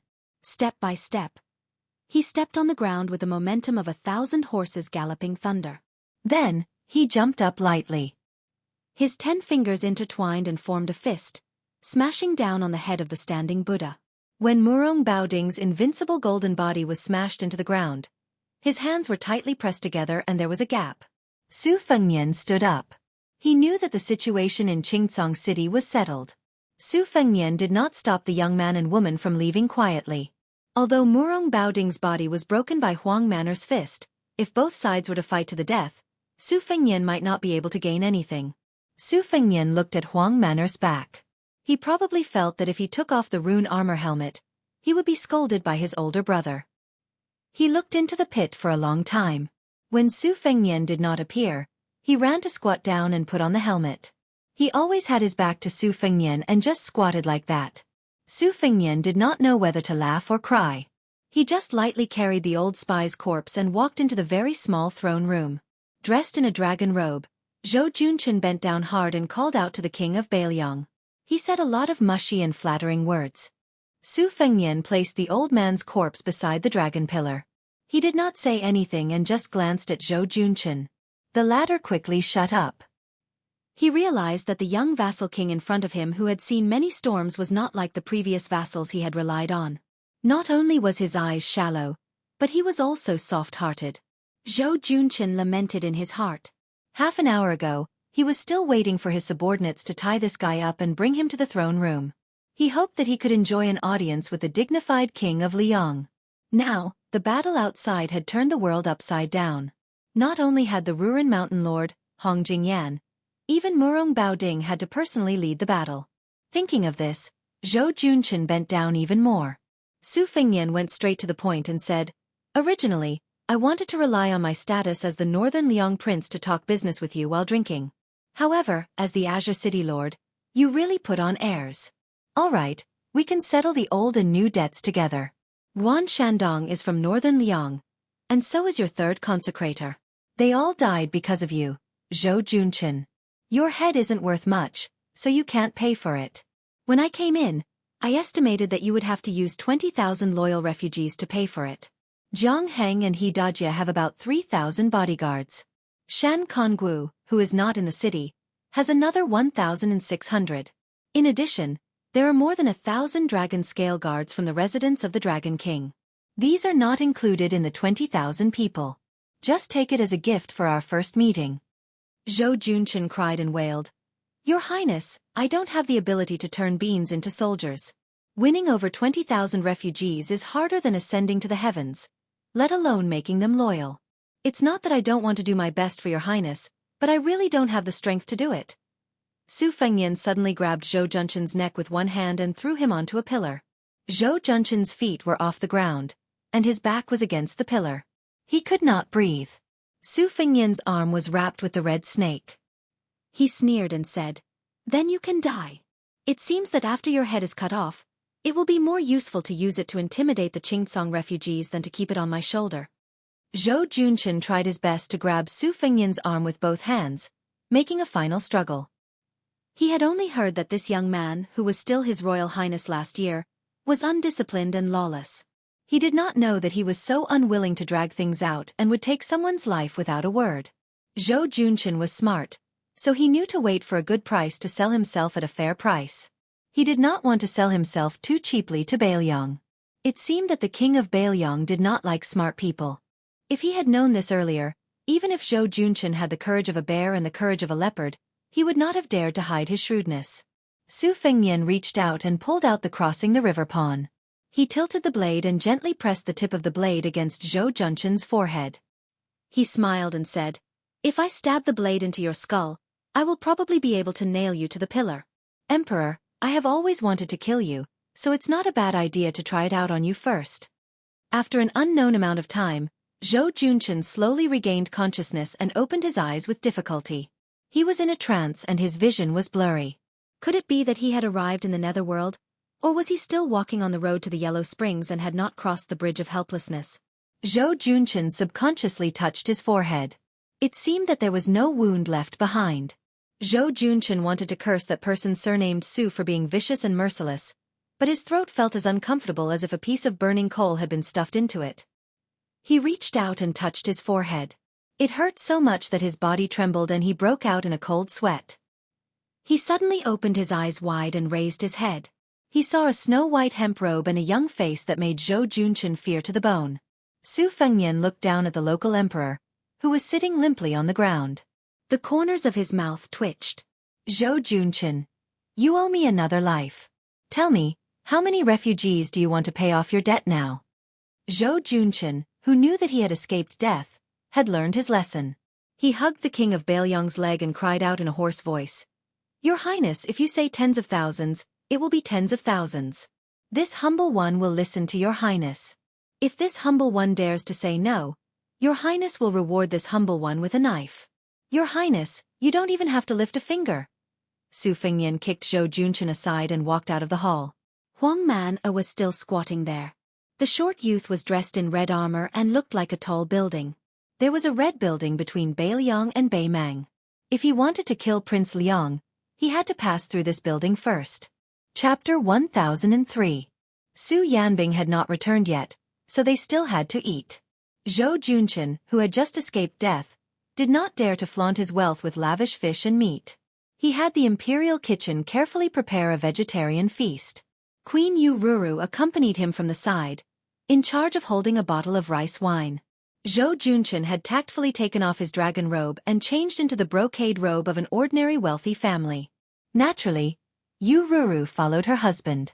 Although she did not wear the phoenix coronet and robe, she still put some effort into it. She wore a yellow crown made of green and red velvet. It was inlaid with pearls and inlaid with jade, and it was a foot high. It was like a straight-neck goose head, making her slender white neck even more attractive. Huang Manor wolfed down the food and took a general with real power from Qingcang City to arrange for the monks to stay in the west. Zhou Junchen carefully glanced at the king of Bailiang, who was chewing slowly, and made up his mind to accompany him to eat, drink, and smile. As for sleeping with him, he was a man, but he was powerless. That was the skill of the queen of Qingcang City. Su Fengnian ignored Yu Ruru's flirtatious glances and asked Zhou Junchen to tell him about the situation of the two kings of Bailiang. The spies of Bailiang were not immortals. They could not be meticulous in all aspects. Zhou Junchen was one of the 4 leaders in the land of refugees. The news from his mouth was not low. Malyoka, the king of Phoenix Soaring, was once an unknown metalworker in Yangzhou. The way he made his fortune was somewhat similar to Zhou Junchen's. Both of them first worked for other powerful forces, but they were nothing more than advisors. Later, his old master died in an assassination attempt. The nominal king of Phoenix Soaring was young and ignorant, so Malyoka was able to control the emperor and command his vassals. Little by little, he accumulated a substantial amount of wealth. However, Zhou Junchen said that this person had some fateful encounters with Mount Lantua in the western region. Since last year, he had been sheltering hundreds of monk soldiers. According to Northern Liang spies, the prince of Linyao, Kai Anshan, who came from an aristocratic family in northern Liang, was harsh and merciless. He was a person who shared weal and woe but could not share riches and honor with others. However, in Zhou Junchen's mouth, Kai Anshan was actually described as a rather heroic old man. Su Fengyan felt that Kai Anshan most likely had some ability to convince the vile Zhou Junchen wholeheartedly. As for the gang between Linyao and Fengxiang, they were all horse bandits who relied on plundering for a living. They turned their backs on each other and were experts in taking advantage of each other. Over the years, the three military towns had suffered quite a bit. Moreover, this group of horse bandits were often bold enough to cross the border and plunder from Northern Mang's southern court. Once, one of Northern Mang's great generals, Lu Guai, was alarmed. Not only did he personally lead an army to suppress the bandits, he also specially instructed a fatty surnamed Dong to keep an eye on this area. It was only after this incident that the horse bandits at the border of Gusai province were reduced by a lot. This lawless gang was stationed at Stone Mountain. Zhou Junchen said that the gang leader was a coquettish woman in the prime of her youth. He revealed the heavenly secret and reminded Su Fengyan that although this group of horse bandits was not on good terms with Northern Mang, both he and Kai Anshan privately felt that it was merely a ruse to injure themselves to gain the enemy's confidence. In reality, they were spies that Northern Mang had planted in the refugee lands. Su Fengyan sorted out Zhou Junchen's words bit by bit and did not find any big loopholes. He asked, "The three old military towns and the horse bandits have a total of 170,000 to 180,000 sinners. About half of them are in the prime of their lives. They can fight on horseback and farm off horseback. They are a source of soldiers that even Bei Mang covets. I don't expect to get all of them in one go. You see, Fengxiang, Linyao and Stone Mountain, there are only about 20 people in power in these three places. How many of them are willing to be appeased and recruited?" Zhou Junchen hesitated for a moment. He gritted his teeth and said, "I'll risk my life to tell you the truth. As long as they don't really starve to death, they would rather be hungry than eat the leftovers given by the Bailiang. Take my Qingcang city as an example. It's easy to guess that Shan Kongwu and his 1,600 people would take advantage of this opportunity to either establish their own family or to rely on Kai Anshan in Linyao City. They would rather die than run back to Qingcang City. No matter how high the position you give him, it's useless." When he was 6 years old, he saw with his own eyes that the heads of his family's elders were chopped off one by one. Then, he was driven to this desolate land of refugees. Even in his dreams, he was thinking about how to kill his way back to Bailiang for revenge. Fengxiang and Linyao also have many people in their prime who are irreconcilable with the Bailiang. They hold military power. Firstly, I'm not from the Bailiang noble family that was destroyed back then. I have no grudge against the Bailiang. Secondly, I admire the ability of the prince from the bottom of my heart. That's why I'm willing to do anything for the Bailiang." Su Fengyan put down his chopsticks and said calmly, "If you were in my position, how would you recruit the refugees? No matter how difficult it is, you still have to do it. If you can tell me the truth, I'll give you a great merit, and the Qingcang Empire will still be in your pocket." Zhou Junchen was about to pretend to be trembling in fear when Yu Ruru, who was holding the bottle, coughed lightly. Zhou Junchen quickly came back to his senses. He already knew the habits of this young king when he talked to you about serious matters. Don't be vague, it was better to be straightforward than anything else. Zhou Junchen drank a cup of wine to boost his courage. Then he said, "We refugees are all ghosts without a home or roots. Yes, we're the kind of pitiful people who don't even know where to go during the Qingming festival. We all believe that if we don't stay here, there will be a place to stay. We don't do long-term business here, and no one has the patience to cast a long line to catch a big fish. We only care about what you can take out from your pocket. If you give us money and food, then we'll be your people from head to toe." If you reward us with good wine and good meat every day, then I'll be willing to risk my life for you. Of course, Baelyong, this outsider, is an exception. We've suffered too much for so many years.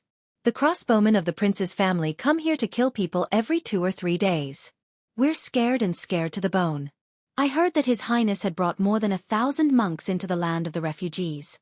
This is something that this lowly one could never come up with even if I racked my brains. It's amazing. There aren't many ancient books in the entire land of the refugees. Therefore, Confucianism is a joke here. As for Taoism, when a person attains the Tao, even his chickens and dogs ascend to the heavens, no one is interested in it. If one can't even fill their stomachs, how can they cultivate? Only the bald donkey's theory is something that many people are willing to believe. In any case, they were born with a lowly life of suffering. At most they would just give up. What's the big deal? Can't they just wait for the next life? I've seen through people. As long as they have the slightest desire to stay, they will start to fear death. Take me, Zhou Junchen, for example. When this lowly one heard that His Highness wanted to keep me alive in Qingcang, I couldn't help but become excited. Once the monks arrived, they would pray for blessings for the refugees day after day. Although the refugees might not be grateful, at least they would have something to think about and wouldn't give up so easily. They wouldn't think that killing one Baelyong soldier in this lifetime would be considered as breaking even, and killing 2 would be considered a profit. However, Zhou Junchen secretly believes that just having the monks to give us something to think about isn't very useful. We need something more practical, especially something that can fill our stomachs. In the past, even the residents of the Dragon King in Qingcang City was struggling to make ends meet. We really don't have the capital to attract people's hearts. However, with His Highness's Baelyong backing us, we don't need a lot. As long as we can place 10 or so large pots at each of the 3 city gates every day, I don't believe that no one will take the bait. If no one comes for a day, then there should be at least one in 10 days or half a month, right? As long as someone takes the lead, then we won't be able to stop the refugees from flocking to us. Perhaps everyone has a little bit of backbone, but there's also a distinction between what's important and what's important. Some people are more important, and there's no lack of people who are more important than their lives. However, there are still more people who are less important. Yu Ruru timidly lowered her eyes and softly interrupted Zhou Junchen. If no one dares to come, we can let the weak Qingcang soldiers pretend to be refugees. Zhou Junchen glared at her and said, "Woman, shut up." Chapter 1004. Su Fengnian waved his hand. He did not comment on Yu Ruru's strategy and signaled Zhou Junchen to continue. The latter, who was full of evil tricks, drank wine to moisten his throat. His face was flushed red. It was obvious that he was in a good mood. If we only use the Baelyong cavalry to crush the 3 towns, the refugees will definitely not be able to defeat them. They can hide in the western regions or even Baimang. If they scatter like birds and beasts, then they will ruin His Highness's grand plan. If they were forced into a corner by the northern Liang Iron Cavalry, there would definitely be people who would defect to the northern Mang Southern Dynasty in a fit of anger. I heard that in the western capital of the Southern Dynasty, there were indeed some important people who wanted to recruit the refugees for their own use. However, many of the policies to pacify the people were all bark and no bite. Presumably, they were obstructed by the western capital. Moreover, even though the refugees were poor, they were not stupid. They were afraid that the northern Mang had ill intentions. Once they boarded the Southern Dynasty's pirate ship, they would be ordered to fight to the death with the northern Liang Iron Cavalry. Compared to Zhou Junchen, the refugees in the Southern Dynasty had a belly full of evil tricks. Internal strife, the ability to harm one's own people. These people who joined the northern Mang slaves of 2 surnames are all carrying the experience slowly accumulated by generations of old ancestors for hundreds and thousands of years. Aren't the history books tirelessly teaching the scholars of the younger generation how to kill without shedding blood? Su Fengnian had a new level of respect for him. He smiled pleasantly and said, "Don't be sentimental. Let's talk about serious matters." Zhou Junchen quickly nodded like a chicken pecking rice. He said, "Zhou Junchen has a plan. There are 4 words: divide and conquer. There are 2 types of division. The first type is territorial. Excluding this dog fart Qingcang king, then your highness can promise that the other 3 armies will continue to be local emperors. However, they will have to submit to the Baelyong nominally. Your highness can add a new province to the refugees' land. This will give you the titles of provincial governor and general. Kai Anshan will definitely scoff at this, but it doesn't matter. Mal Yoka, who only cares about his own happiness and doesn't care about the lives of others, may be tempted. Moreover, Kai Anshan is not tactful and doesn't appreciate the kindness. It is possible that his subordinates will be tempted. In this way, the two towns' refugees will more or less have their own ulterior motives. In any case, if they defected to the Baelyong, when the time comes and they really have to fight to the death on the battlefield, it will be the soldiers under their command, not the officials. However, this matter still needs to be told by Your Highness personally. The second type of division and conquer is targeted at the refugees themselves. Some of them are abandoned soldiers who committed serious crimes in the Baelyong army. These people will be pardoned. There are also some people who are from the tyrannical families in Baelyong in the recent 10 years who were driven here. Your Highness can restore their family property in Baelyong. If they have official titles, you can just return them. If you think too highly of them, you can reduce their family property by half and reduce their official titles. As for the earliest batch of refugees and locals, the people who surrounded them did not change their nature and were the largest in number. However, it was not necessarily true that they were impenetrable. Their ancestral businesses and ancestral graves were all within the borders of northern Liang, so they were allowed to return to their hometowns to worship their ancestors. After witnessing the prosperity of their hometowns in northern Liang, some of them would eventually be willing to return to their hometowns and return to their hometowns. There were also some desperados who had nowhere to escape and could only seek refuge in the land of refugees. Some of them were Jianghu people of the Central Plains, and some were descendants of officials who hated the Liang imperial court to the core. These people were even easier to deal with. As long as the prince issued an order to open the gates of northern Liang for them, they would be the most willing to leave the land of refugees. There is one more thing that I have to be bold to say. Your Highness has great ambitions and no one can match you. Therefore, Baelyong will definitely be able to take in the hundreds of thousands of refugees. However, your table manners will have to be better. How can you do that? Once the sinners from the three towns are recruited, for example, they will not be in a rush to join the border army and instead be sent to the relatively stable Lingzhou. However, their salary can be very low, much lower than the border army and even the Lingzhou army. Once they have integrated into Baelyong, they are originally people who can't stand loneliness and most of them don't have anything to worry about. At that time, they will probably start thinking about going to the border to obtain military merits. I've gone too far. Prince, please don't blame me. This lowly one will speak a bit more closely. If you want to succeed by dividing and ruling, it is nothing more than the method of combining kindness and might that all those in power since the ancient times are fond of using. This lowly one has already said that giving an official's hat, giving a starving person a mouthful of food, and removing a criminal's name is all Prince's great kindness and benevolence. In order to establish prestige, the prince doesn't necessarily need to personally take action like today. The young prince only needs to bring several thousand dragon elephant cavalry with him. The young prince has already made an illustrious name for himself, an unrivaled general who can kill Northern Mang's elite soldiers like cutting rice. With the prince's grace at the front and the young prince's cavalry trailing behind. Even if their bones are tough, they aren't as tough as the refugees, so they can only go with the flow and surrender. In any case, losing to this kind of hero isn't shameful at all, right? As for the remaining stubborn people, if they want to die, then they can go and die. From the 300,000 Baymang cavalry that the old prince handed over to you, who would be so careless to kill? Yu Ruru quietly curved her eyebrows. She was carefully observing the young vassal king's expression at all times. It seemed that her husband's nonsense was not able to keep his position as the ruler of Qingcang, but at the very least, he didn't fall into a worse situation. Su Fengnian smiled. You and a certain person's strategy of governing the refugees coincides a bit. You have about 50 to 60% of his skill. However, I have never been to the land of the refugees. I am different from you. Zhou Junchen subconsciously bent his waist even though he was sitting. He said with a flattering expression, "This little one is just making things up. I don't dare to compare myself to the expert beside your highness. If there is a 10 to 20% similarity, then it is like stepping on dog shit." Su Fengnian stood up. Zhou Junchen quickly followed. Su Fengnian said, "Zhou Junchen, I will give you two choices.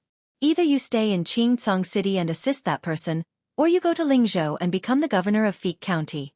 However, I feel that it is safer for you to choose the latter. With your backbone, When you encounter a life-and-death situation in the future, you will definitely become a Baelyong traitor. At that time, I will definitely want you to die. A person like you can barely be considered a capable official if you become a peace official. Baelyong lacks officials, but we don't need honest and upright officials who do nothing. When the time comes, you can be greedy. I don't mind, but you must remember not to delay your work for the people of Baelyong. Greedy officials, greedy for more and greedy for less. They only have one mouth and two hands. How much can they eat and take? Moreover, the truly valuable things can't be brought to the coffin. The rich family property is there for display. If you really want to use this as an example, the military power of Baelyong's border can be raised to another level. However, the Su family is not at the end of the line yet. Zhou Junchin and Yu Ruru, who had knelt down to express their gratitude, looked at each other. They could see the fear in each other's eyes. Su Fengnian said indifferently, "Both of you get up. You can probably stay in Qingcang for another month or so." Zhou Junchin and Yu Ruru got up and stood side by side. Su Fengnian suddenly smiled at Yu Ruru and said, "I have given Zhou Junchin the position of governor. I don't have anything to give you. Your situation has been written in Baelyong's spy reports. At the very least, as long as you are unwilling, no one will be able to make you take off your clothes in the future. If there is, and Zhou Junchin shamelessly agrees, come to Mount Qingliang. I will help you stop them." After Su Fengnian left, a loud slap sounded from behind him. Then, there was a burst of crying. Some were from Yu Ruru, and some were from Zhou Junchin. Su Fengnian walked out of the north gate of the residence of Dragon King, which was equivalent to leaving the city. In the north of the city, there was a small lake whose water reached his knees. He squatted by the lake, grabbed a handful of sand, and gently threw it into the lake. He was lost in thought. Actually, according to Chen Xiaoyang's original plan, the first thing he wanted to do was to use 20,000 cavalrymen to bathe Qingcang City in blood. He wanted to kill everyone around Qingcang City. Only then would he talk about the favor. Mal Yoka's soldier monks were actually a deal between Su Fengnian and the 6 Pearl Bodhisattva of Mount Lantua. Of course, Mal Yoka did not know the inside story. If the female Dharmaraja of the esoteric sect wanted to be the master of Mount Lantua, she would have to join forces with the Su family of Baelyong. Su Fengnian would then use this opportunity to control the vast area of the western region. Of course, there was also an urgent need, which was to form a military situation that would suppress hundreds of thousands of refugees from east to west. Then, he would send tens of thousands of light cavalrymen to the north and south borders to prevent the refugees from escaping. In fact, the refugees in this huge pocket would either surrender or die. Baimang's southern dynasty deliberately spread rumors that Su Zhao's last words were to bury the refugees with him before his death. Before Li Yishan died, he left behind a simple and comprehensive brocade pouch. Chen Xiaoyang's vicious strategy happened to coincide with it. However, in Su Fengnian, he knew that his master felt guilty towards these refugees who lost their homes because of him. It was just that he never said it out loud. Instead, he wrote it down on the tip of his pen. His master died without a grave and his ashes were scattered at the border. When one was born, one had someone to rely on when one was old, and one had someone to bury when one died. These were the 3 blessings of life that the withered man mentioned. The hundreds of thousands of refugees on this piece of land did not seem to be able to enjoy any of them.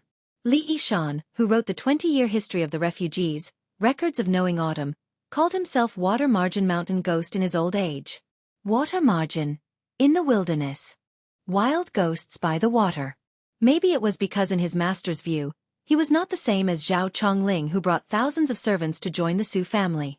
He was not the same as Chen Qiuyang who wanted to conquer the world. He, Li Yishan, had never walked into a temple, had never knelt before anyone. In the end, he was just like these homeless refugees, a wandering soul by tide-listening lake, a wild ghost on clear cold mountain. Su Fengnian leaned back and closed his eyes. He lay on the yellow sand, his hands behind his head. After eating Master Lu Hao's purple lightning, he ate Qilin's spiritual master Yuan Qingshan's steamed bun. He was a bit full. Chapter 1005. The residence of the Dragon King had been turned upside down, but Qingcang City did not have much of a fuss. To the refugees in the city, there were only a few hundred shiny bald heads. Those who were more informed knew that a cavalry of 800 people had entered the city at night to guard the residence of the Dragon King. This elite cavalry was all mounted on white horses and white armor. They were also armed with swords and crossbows, looking very imposing. It was an established fact that Bailiang controlled Qingtsong City. Since they did not massacre the city, instead, resources were constantly flowing into the city. Many rare items that were usually priceless sprouted up overnight in Qingtsong City. Most of the refugees just went with the flow and muddled through. It was not that there were no refugees who left the city, but the restrictions were relaxed and there were no obstructions. After a few days, these Qingtsong nobles who had some family background quietly looked on coldly. When they saw the peaceful scene in the city, they resentfully returned to the city. Other than setting up pots and delivering porridge at the city gates, the Dragon King's residence had also become the new governor's official residence. Bailiang no longer banned the transportation of salt and iron to Qingtsong. Moreover, the governor had begun to set up a household register. It was said that as long as the people of Qingtsong passed the inspection, they would be allowed to enter Ling Province, the richest of the 3 provinces in Bailiang, to do business. Zhou Junchen, who had no chance to wear a dragon robe in his entire life, was very happy. The king of Bailiang was very efficient in doing things. The official documents signed by the governor of Bailiang, Chu Lushan and Ligongda, had already been sent to the entire Ling Province. If he didn't have to help Governor Chen clean up the mess in Qingtsong City, he could have dragged his family and rushed to Huangnam County, which was the granary of Ling Province. This governor was a very lucrative position. The previous governor, Song Yen, was now the king of Ling Province. It was clearly a good place to get promoted and get rich. Zhou Junchen, who was a fence-sitter, was a very good person. As long as he didn't have to work hard and was given a lot of benefits, he would do his best. He didn't hesitate at all. In the past half a year in the city, he had been serving Governor Chen, who was unfamiliar with this place. It was called working hard without complaint. Originally, he was a local emperor who didn't go to court every day. But these days, he didn't have much sleep. In the blink of an eye, he had become a personal soldier of Qingtsong. He was resentful and frightened. Zhou Junchen, who was sandwiched between the new lord and his old subordinates, was really a matchmaker and a bride. He was so angry that his mouth was full of bubbles. However, Zhou Junchen, who considered himself a governor, was in good spirits. Most people who had something to look forward to were like this. No matter how short-sighted he was, as long as he could see the future, he wouldn't be afraid of being tired. Before the curtain of night fell, a young man who looked like a scholar, escorted by a group of white horse light cavalry, walked alone up the dilapidated northern wall of the city. He saw a guy with his hair tied into a Wudong Huangting Taoist crown squatting on top of the city wall, with a pair of sabers hanging from his waist, looking far to the north. The scholar followed the saberman's line of sight and looked to the north. In Baimang's Gusai province, last year's one-sided battle seemed to be an unexpected and complete victory for the Bailiang cavalry. But the scholar knew very well that it only hurt Baimang, and it was far from hurting their tendons and bones. Generally speaking, the pros and cons were half. The pros were that Gusai province was crushed until it was riddled with holes, and most of the beacons and relay routes were gone. For the time being, it would be difficult for a large number of cavalry troops to move south. The cons were that Baimang had been awakened, and the generals of the southern court who had distinguished military achievements would begin to re-evaluate the military strength of both sides of Liangmang. When the curtains of the next full-scale battle began, it would be difficult for Bailiang to move north so easily like a hot knife through butter. The young man, the new governor of Qingtsong City, stepped forward and said softly, "Greetings, King of Bailiang." Su Fengnian turned his head and smiled. "Shiliang, you've come.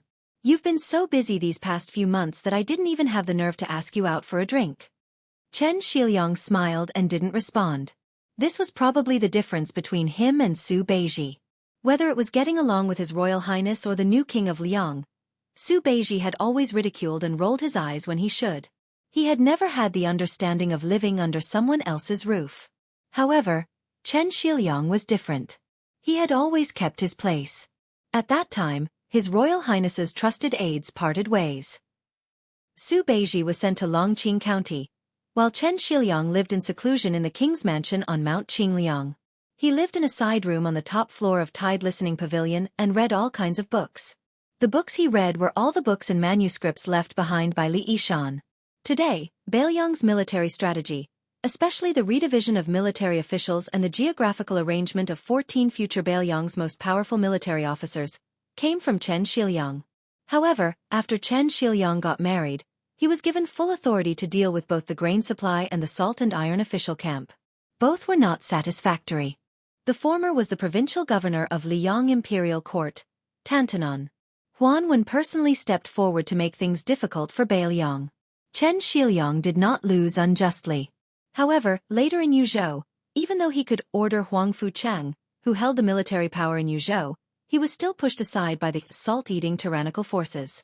Until now, the ownership of several major salt ponds was still undecided. This made many high-ranking officials of Beiliang scoff. In private, they laughed at this scholar who was about the same age as Su Beiji of the Beimang aristocratic family and left the mountain at the same time. They said, "Sure enough, a poor family does not have a noble son."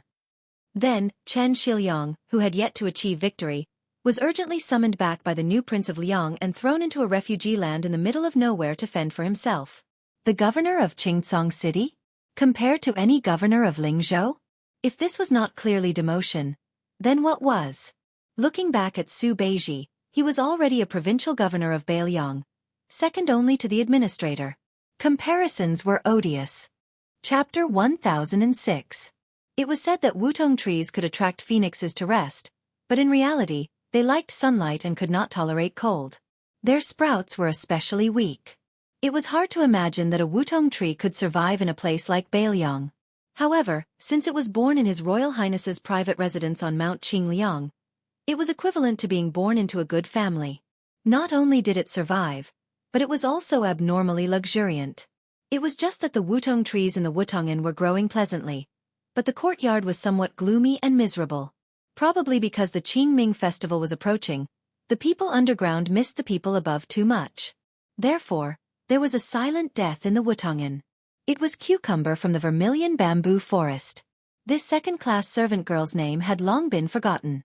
When His Royal Highness returned from his first trip to Jianghu, the eldest son of the old Prince Liang, who loved eating cucumbers, gave her the vulgar nickname of Cucumber. At that time, she had protested, but later she got used to it and accepted it with hidden bitterness. Cucumber's death was sudden and inexplicable. She died when the new Prince Liang was coincidentally not on Mount Qingliang. Many people were caught off guard. The servants of the prince's residence outside of Wutong'an did not dare to say anything. Even the people in the courtyard kept quiet out of fear. Su Weisheng, who was in charge of all military affairs in the Wutong'an, did not say anything. The funeral was simple and rushed. Su Fengnian returned to the prince's residence from the refugee area with a light carriage. He still did not go to the Wutong'an that he rarely visited. Su Weisheng, who was sitting in a wheelchair, found him at the pavilion on Tidehark Lake and handed him a suicide note written by Cucumber before she killed herself. Su Fengnian took it and threw it into the lake without even looking at it. A thin piece of sandalwood flowery paper landed lightly on the surface of the lake. After soaking wet, it slowly sank into the lake. It did not even cause the slightest ripple. The suicide note and the woman were the same. They floated lightly, as if they were insignificant.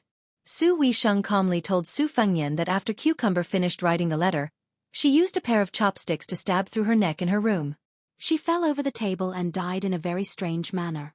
It was only at dawn the next day that she was discovered by Baijiu, who was also a second-rank maidservant and had called her to the main room. Su Weisheng also said that in the letter, Cucumber admitted that she had been a spy planted by the imperial court in Beiliang since she was a child. She had betrayed the imperial court twice in her life. The first time was when she ventured into the refugee area on her own after returning to His Highness. The second time was when she revealed Beimang's whereabouts. At the end of the letter, she said that she hoped that His Highness would come back alive to see her will. She also said that she still wanted to serve His Highness in her next life, and that she would never be like a ghost again. Su Fengnian's expression was calm. It was hard to tell whether he was happy or sad. Su Weisheng also said calmly, when the Eagle and Falcon family in Beiliang split up, the spies in Wutong'an and Chu Lushan were separated into internal and external spies. At that time, I knew that you had already discovered that there was a spy in Wutong'an. I hoped that they would restrain themselves a little and stop while they were ahead. Take it as giving them a chance to live. However, you should know that since you have embarked on this path, there is no way to turn back. There is no need to talk about cherishing one's life. A woman's life is short. Moreover, she is a female spy. After all, she can still decide when and how she will die. She didn't suffer before she died. None of the female spies who were dug out from behind the flames of war in the Spring and Autumn War were as fortunate as her. Su Fengnian sighed and fiercely rubbed his cheeks. His words seeped through the gaps between his fingers. They were slightly unclear. There is another spy who is involved with Bei Mang. She is hidden even deeper. Who is she? Without her leak, not to mention alerting the Orange Province's disciplinary magistrate, Murong Bao Ding, even Hong Jingyan wouldn't have rushed to Qingcang City to kill me. These two people have chosen the right time. It is obvious that they have been carefully deduced by Bei Mang's think tank. It seems that she is much more thick-skinned than that girl, Cucumber. Su Weisheng asked in return, do you really not know, or are you pretending to be stupid? How many people in Wutongan can be so patient and scheming? Su Fengnian put down his hands and folded them in his sleeves. He turned his head to look at the surface of the lake and said softly, I will go see her right now. Sister, help me prepare 2 cups of wine. Su Weisheng hesitated for a moment, but in the end, he didn't say anything. The second-rate maids in Wutongan all had their own private rooms, each with their own charm. Green Ant's room was the most miscellaneous. There were many strange objects in the room, but there weren't many books. She was good at playing chess, but she didn't have a chessboard or a chess piece. When she played chess, she would play chess directly with His Royal Highness in the main courtyard. She was always able to beat Su Fengnian to the point of throwing away his helmet and armor. She never showed mercy. Even when she faced the miraculous second princess who created the 19 paths, when their minds were connected, they could occasionally match evenly. This was enough to show that Green Ant was extremely intelligent. Perhaps it was because extreme intelligence led to injury. But Green Ant was also the weakest of the maids in Wutongan. Fortunately, Su Fengnian was a prodigal son who spent lavishly on the people around him. Even when the old Zhenren of Wudong Mountain, Song Jiming, sent precious medicinal pills to the prince's mansion, he would regularly give them to Green Ant to nourish her body. Today, Green Ant wasn't the only one on duty in Wutongan. The door to the room wasn't closed. She sat alone by the window, looking at the green Wutongan trees outside with a smile on her face. When she heard a knock on the door, she turned around and saw His Royal Highness holding a cup of wine in each hand. She stood up with a smile. Most of the women in Wutongan still liked to see this gentle and handsome young man as His Royal Highness. Su Fengnian walked to the window, put down 2 cups of wine, and followed her line of sight to look outside the green screen window. Green Ant didn't care about seniority. In any case, Wutongan didn't pay much attention to these rules. She gently sat back in her chair, put her elbow on the armrest, leaned her body, and raised her head to look at him. It had been like this for so many years. This man had always been staring at Bailiang, the Jianghu, and the country. She could only look at his side or back. At most, she could only see his front when they were playing chess and drinking. Green Ant smiled gently and asked, Cucumber is a fool. Your Highness, don't you think so? Chapter 1007. Su Fengnian didn't shift his gaze. He nodded and said, in this courtyard, she's always been the stupidest. Her handwriting is the ugliest, her chess playing is the worst, and her zither playing is also lacking in spirit. Every time you guys instigated her to go and provoke bad luck, to assassinate Yu Wei, to assassinate Pei Nan Wei, to assassinate Lu Chengyan. She attacked from all sides and made enemies on all sides. Even after taking the blame, she still thinks that she's a righteous and indomitable heroine. Every time I wanted to scold her, I didn't know how to open my mouth. If I scolded her in a roundabout way, she would definitely take it as a compliment. If I scolded her directly, she would cry to death. The stupidest one of us became a spy. In the end, she was really stupid to death. So I don't blame her, because she's just a silly girl. Besides, she still has her parents in Lianjiang Prefecture, so she had no choice. But what about you? You've always been the smartest one in this courtyard. My sister said that you have no relatives or friends in Bei Mang, so why were you willing to risk your life for the barbarians? For fun? If you had switched sides earlier and been content to be a Bailiang woman, Green Ant, who would have been able to come to Wutongan to kill you? Zhong Liang? Murong Baoding? Or Hong Jingyan? The latter two, the top 10 martial art masters in the world, were both called to Qingcang City by you. Didn't they still fail to kill me? I really don't understand. Green Ant said calmly, Your Highness, why don't we drink wine and chat? Which cup is your Highness, and which cup is mine? Just take it as a farewell for me. I'm braver than Cucumber, and I'm more shrewd. I also hope that your Highness will be able to return home alive, but I want to be able to talk to your Highness again. Cucumber doesn't dare. Not only is he stupid, he's also a coward. Su Fengnian laughed coldly and said softly, he's already a ghost. It's good that we're here before Qingming Festival. Green Ant shook Su Fengnian's sleeve, her eyes blurred as she looked into his eyes. This beautiful and intelligent woman muttered to herself, we are both women, why should I be a maid? Why should I call myself a servant when I see your Highness? Why should I only be able to look at you from afar for the rest of my life? I'm not stupid, I dare to kill people, I can even kill people on paper. I also have a name, I also want to get married, I want to be a good wife and teach my children. I have too many ideas, but your Highness, do you know what my biggest idea is? I remember when His Highness came back from the capital, he drank with me and talked a lot about dreams. He said that the dream of a homeless dog was to have a home. It was said that the dream of a soldier crossing the river was to be able to turn back after crossing the river. It was said that the dream of a swordsman was to enter the Jianghu with a sword and leave the Jianghu with a sword. It was also said that you don't want anyone to die because of you. You don't want to see the people around you die one after another. So my dream is to make you look at me one more time, really look at me, just like now. You can only remember me when I'm dead. You can hate me for as long as you live. Su Fengnian shook back his sleeve, not letting her grab it. Green Ant exhaled and smiled sweetly. I'm done talking. I can die now. Your Highness, you can leave now. Don't dirty your eyes. I don't want to make your Highness feel guilty before I die. Su Fengnian turned and left. Not long after Su Fengnian left the room, there was a slight squeaking sound of a wheelchair outside the room. Green Ant didn't turn to look at the woman who was colder and smarter than herself. She bent down and reached for a cup of wine. Is this the Green Ant wine prepared by the second Commandery Princess? Green Ant didn't look at the woman in the wheelchair, and the latter didn't look at Green Ant either. Her expression was indifferent. Green Ant snorted softly. Then it's the same. The Green Ants were really smart. If His Highness personally prepared 2 cups of Green Ant wine, 1 cup would be Dove wine, while the other cup would naturally be ordinary Green Ant wine. Whether the Green Ants lived or died would depend on fate. However, if it was the second Commandery Princess Su Weisheng who gave her 2 cups of wine, she was destined to be poisoned behind His Royal Highness' back. Therefore, it didn't matter which cup she drank. Green Ant picked up a cup of Green Ant wine and drank it in 1 gulp. It was so fast that she didn't even taste the wine before she picked up the second cup and drank it in 1 gulp. Since she was going to die, it was better to drink an extra cup of wine. She had played chess with the second Commandery Princess many times and won only a few times because she had accumulated advantages bit by bit. Green Ant sat back in her chair and waited for her death. After a long time, Green Ant frowned. She heard Su Weisheng say coldly, I did prepare 2 cups of poison wine for you, and I also guessed that he would change the 2 cups for you. He wants you to drink 1 cup of wine and feel lucky that you're still alive. Then, you'll leave Bailiang and find a beautiful place to hide. You'll be able to live with a clear conscience. However, I won't let you leave this courtyard so comfortably.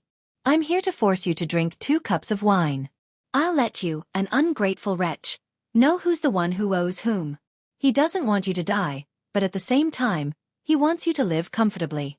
I'm not that kind. You can only die of old age.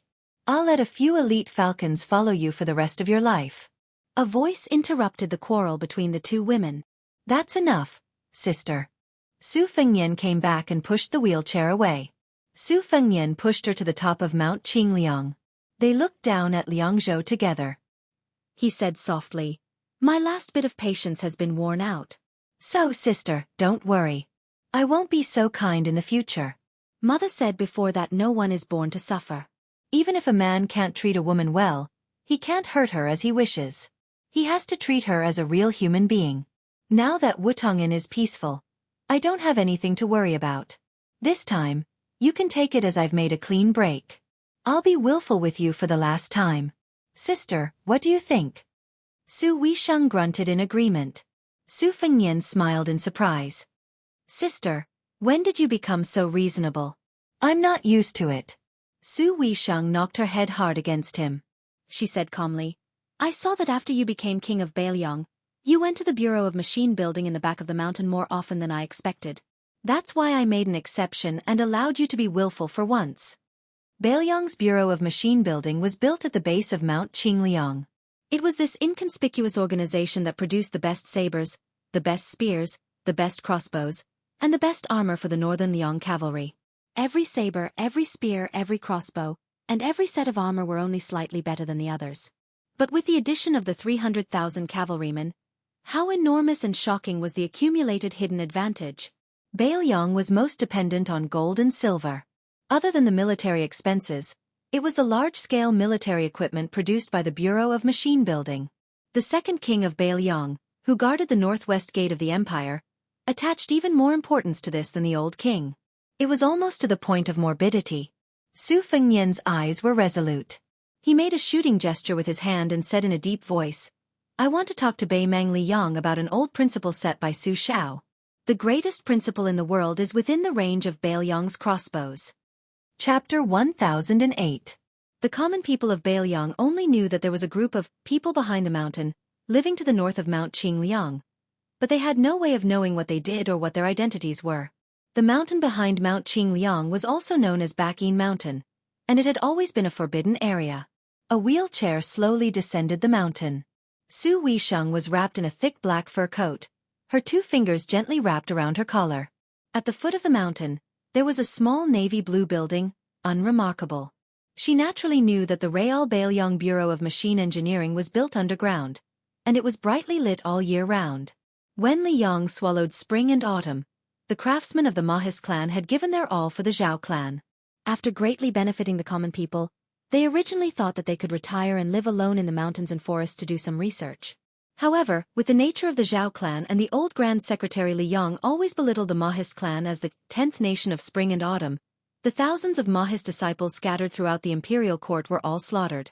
Especially Gu Jiantang and the other Mahis disciples of the great generals. Almost all of them vanished from the face of the earth in a single night. Not even their corpses could be found. Only less than 100 people were left, living an ignoble existence under the protection of the Su clan. Among them, the 2 elders, Master Craftsmen Song Zhongsui and Yang Guangdou, were the 2 elders. Song Zhongsui was skilled in weapon forging, while Yang Guangdou was skilled in offense and defense. During the mourning period, Su Fengnian, who was pushing the cart behind him, went to the machine-making bureau. Other than chasing souls and demanding lives, he shamelessly urged Song Zhongsui and his disciple to speed up the crafting of the talisman armor. He also asked Yang Guang for advice on the Western Front.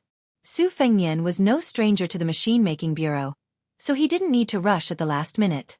His Royal Highness, who was still a teenager, would often sneak into the machine-making bureau's underground lair to admire the unique scene there. The misleading geographical map of Qingliang Mountain that was purposely leaked out from the prince's mansion when he was playing fishing tricks with his enemies in Jianghu was created by Su Fengnian and Song Zhongsui's disciple, Chao Wei. Relying on this map, it wasn't difficult to enter Qingliang Mountain and get close to Wutong'an, but it was impossible to find the exact location. It could be said that His Royal Highness and Chao Wei were both scourges. When they were young, Su Fengnian was beaten black and blue by Chao Wei relying on his skills. If Su Shao wanted to go to the machine-making bureau to help his son get back, Song Zhongsui and Yang Guang would raise their heads and pick their noses and ears, pretending that they didn't know anything. In any case, if they wanted to find that child Chao Wei in that maze, unless Su Shao was determined to use 2,000 or 3,000 soldiers to dig 3 feet into the ground, it would be impossible. But later on, Su Fengnian learned his lesson and bribed many of his peers in the machine-making bureau to suppress Chao Wei, blocking the way and trapping him. In short, Su Fengnian and Chao Wei, who was a few years older than him, didn't have a good relationship. In fact, they were born to be incompatible with each other. However, each of them had their own weaknesses. For example, when Su Fengnian said that he wanted to frame someone, or when he wanted to fiddle with some fantastical objects, no matter how unwilling Chao Wei's mouth was, he would do it more efficiently than anyone else. Su Weisheng arrived at the entrance of the bureau, but she didn't enter. She let Su Fengnian enter alone while she took a detour. The wheels followed the quiet limestone path back to the sunny side of Qingliang Mountain.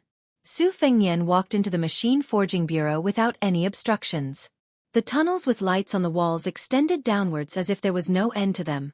The machine forging bureau was said to be large enough to fit an inverted Qingliang Mountain.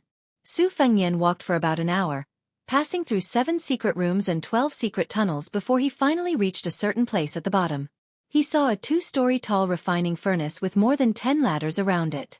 About 100 feet away from the furnace, there was a desk filled with scribbled blueprints.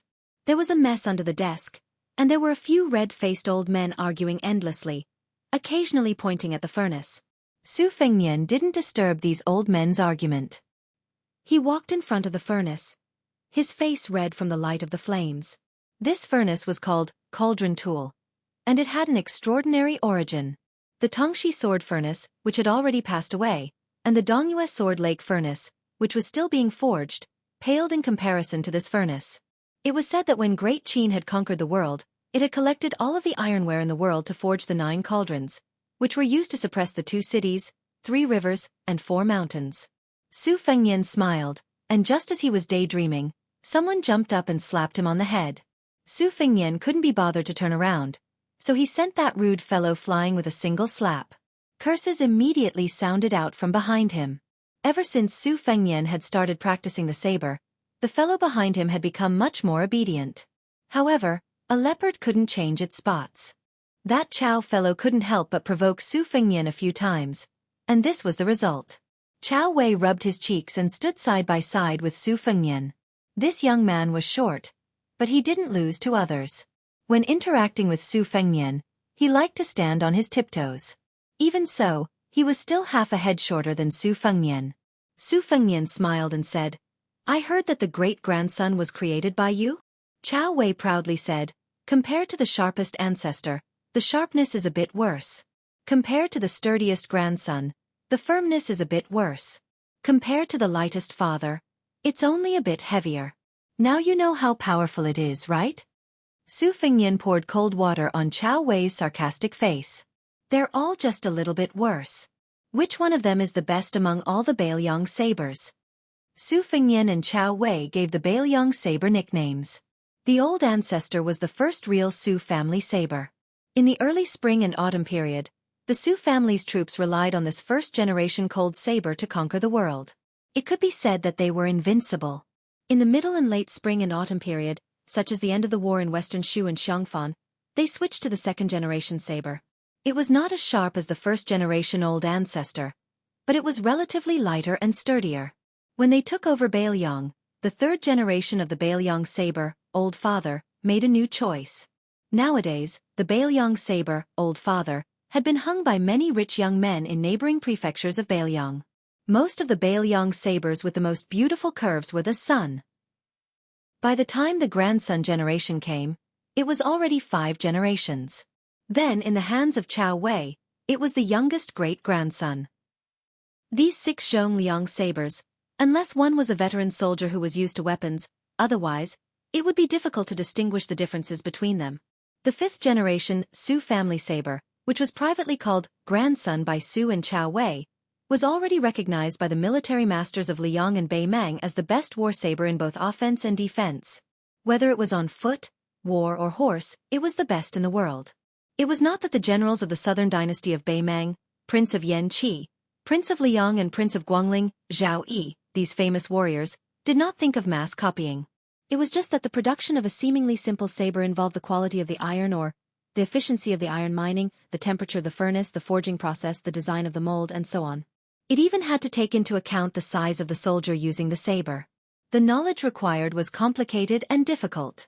In addition to the many advantages of the Bailiang's iron ore quality and superb craftsmanship, the most important thing was that the Bailiang cavalry had been guarding the frontier for 20 years. Although Su Fengnian's sarcastic remarks about Chow Wei's great-grandson did not sound like much, in fact, he did not need to see the knife with his own eyes and touch it to know that this generation's Su Dao was domineering. It was not the sharpest or the sturdiest, but it was definitely the killing weapon that could exert the most lasting lethality. As expected, Chow Wei, who felt insulted, jumped up and scolded, "You layman, if you have the ability, don't touch a great-grandson in your life." Su Fengnian was too lazy to bicker with him. He reached out his hand and very quickly, Chow Wei's apprentice brothers ran over and presented 3 new knives with both hands. This generation's Su Dao was also a great-grandson, but according to common practice, the cavalry, infantry, and Lingzhou soldiers guarding the rear all had their own subtle preferences. Generally speaking, the Baelyang cavalry, especially the elite heavy cavalry, would be equipped with the most new and outstanding cold knives. As long as a new knife appeared, they would be able to change it almost immediately. On the other hand, the normal guards in Lingzhou, such as those who were not guarding the dangerous Tong Pass, were much slower. Su Fengnian took one of the war cavalry knives. His left hand held the handle of the knife and held it horizontally across his chest. The finger of his right hand brushed across the blade, ignoring the blood that seeped out of his index finger. He narrowed his eyes and knocked on the body of the knife a dozen times. He pricked up his ears to listen to the slight echoes that ordinary people could not recognize. He nodded in satisfaction, and a warm smile slowly spread across his elegant face. The young Mahist disciples who were regarded as traitors by Chao Wei were relieved of a heavy burden. They looked at each other and smiled. Chapter 1009. Just as Su Fengnian was about to speak, he heard a loud roar. An old man called out, surnamed Su. Su Fengnian handed the saber back to Moz and walked towards the desk. The Mahist Grandmaster Song Chong Sui had his hands behind his back, his body reeking of alcohol. He tilted his head and signaled for Su Fengnian to follow behind him. The old man with a face full of beard like overgrown weeds walked towards a newly opened secret room. Yang Guangdo was not as slovenly as Song Chong Sui. He wore a green robe and looked clean and fresh. Walking beside Su Fengnian, he softly said, "Old Song followed Prince's instructions and used 20 days to finish it. He had to drink 6 or 7 jugs of wine every day to refresh himself. After I saw it, I felt that it was not bad." "Right, Prince. How is little Prince's talisman armor? How much of Murong Baoding's attack did it withstand? If we change it to weight, did it exceed our initial estimate of 16,000 jin? How much tenacity did the talisman armor grow on its own? Where does it need to be improved? If the heavenly tribulation purple lightning is measured by 8 or 9 or 9, as for how heavy it should be, Prince, you should give us an exact number. This way, the machine bureau can be targeted. We can't spend so much effort to build a mirage. This is against the rules of the Mahist family. Prince should also know Old Song's temper, with his nature of wanting to get to the bottom of things." At the front, Song Chong Sui gave a cold snort. Su Fengnian took out a prepared letter from his bosom. He smiled and said, "I've written all of these things in the secret letter. Elder Yang, you just need to follow it step by step." Yang Guangdo put the letter in his sleeve and nodded with a smile. Song Chong Sui pushed open the door to the secret room. His field of vision suddenly opened up. There were mountains and rivers under his feet. This was probably the largest and most detailed sand table in history. It included the 3 provinces of Baelyang, the land of refugees, the western regions, Western Shu, Nanzhao, and all 13 provinces of the Baimang dynasty. To be precise, this was the entire western line that ran through the world. Song Chong Sui did not have the slightest sense of accomplishment. He stared at the vast sand table and said in a serious tone, 20 main rivers, 67 mountains, and 140 cities and military towns are all in it. According to the intelligence report, the military allocation of each side's forces was also based on the number of chess pieces instead of 1,000 people. It was barely clear at a glance. The reason why I've been helping you day and night is because my Mahist sect is living under someone else's roof, and the Su family has helped us, the remnants of the bandits, survive for over 20 years. Therefore, it's reasonable for us to do our part. To tell. To me too. Tell him. To me. To me. Su Fengnian grunted and said calmly, "The Empress of Baimang said it herself. Now it depends on when and where the battle will begin. Our Baelyang no longer has the extravagant hope that Baimang will break into the quagmire east of Liang with both feet first. Elder Yang and Mr. Wang of the Yin Shui Gong have predicted that 1 foot will step east and 1 foot will step west. You will have to start all over again." Yang Guangdo sighed and said guiltily, "It's my fault for not being skillful enough. I made a mistake in my plan and misled the great general and the prince. That year, Second Princess did remind me to prepare for the worst. But I have made several deductions. I don't think that Baimang has any chance of winning if they go straight to the east under the order of Taiping." Su Fengnian waved his hand and interrupted Yang Guangdo's words. He said softly, "It's okay. Elder Yang, you don't have to blame yourself. In the end, the gains and losses of the study table still have to give way to the outcome of a tough battle. Song Chongsui sneered. Elder Yang listened to what he said. This guy looks down on you, the strategists who only know how to talk on paper. He is really of the same origin as Lame Su. He doesn't believe in anything. In the end, he only believes in the knife in his hand. Su Fengnian and Yang Guangdou both laughed it off. Chao Wei had sneaked into the sand table at some point. He walked in an arc and squatted in one place, muttering endlessly. Su Fengnian looked at the guy's back. The two of them were natural enemies. Su Fengnian was very familiar with Chao Wei. This shorty was very cheap. He was the kind of guy who would never stand if he could sit, and never sit if he could lie down. He was very shameless. Those who were not familiar with him would feel that he deserved a scolding after a few words. After getting familiar with him, they would feel that this guy really deserved a beating. Chao Wei was afraid of death and blood, but he wanted to lead troops to war one day. He dreamed of going to war himself. Other people hoped to be conferred the title of Marquis because they wanted a bright future and power. But Chao Wei just wanted to have fun. Before Su Fengnian became the king of Bailiang, Chao Wei was still quiet. They just quarreled when they met. But now that Su Fengnian had become the king of Bailiang, Chao Wei was like a cat who had been injected with chicken blood. He shouted that he wanted to ask Su Fengnian for a few thousand light cavalry, and then ran to the western region to hide.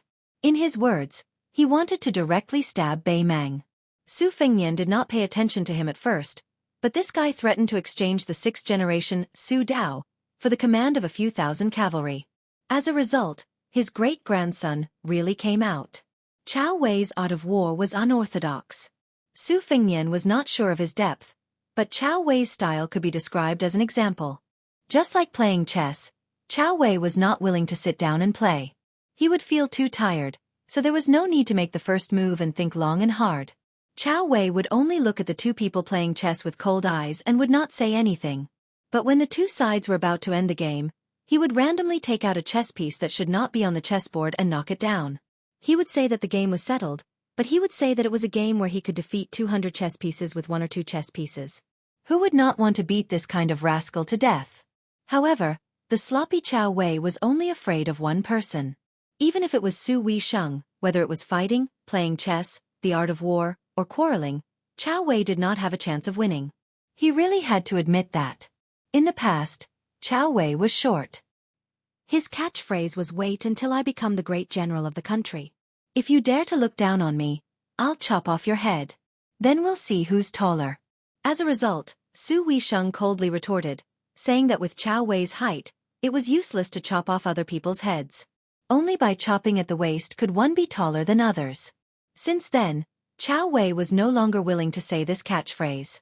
Before Su Fengnian left, he was scolded by Old Man Song.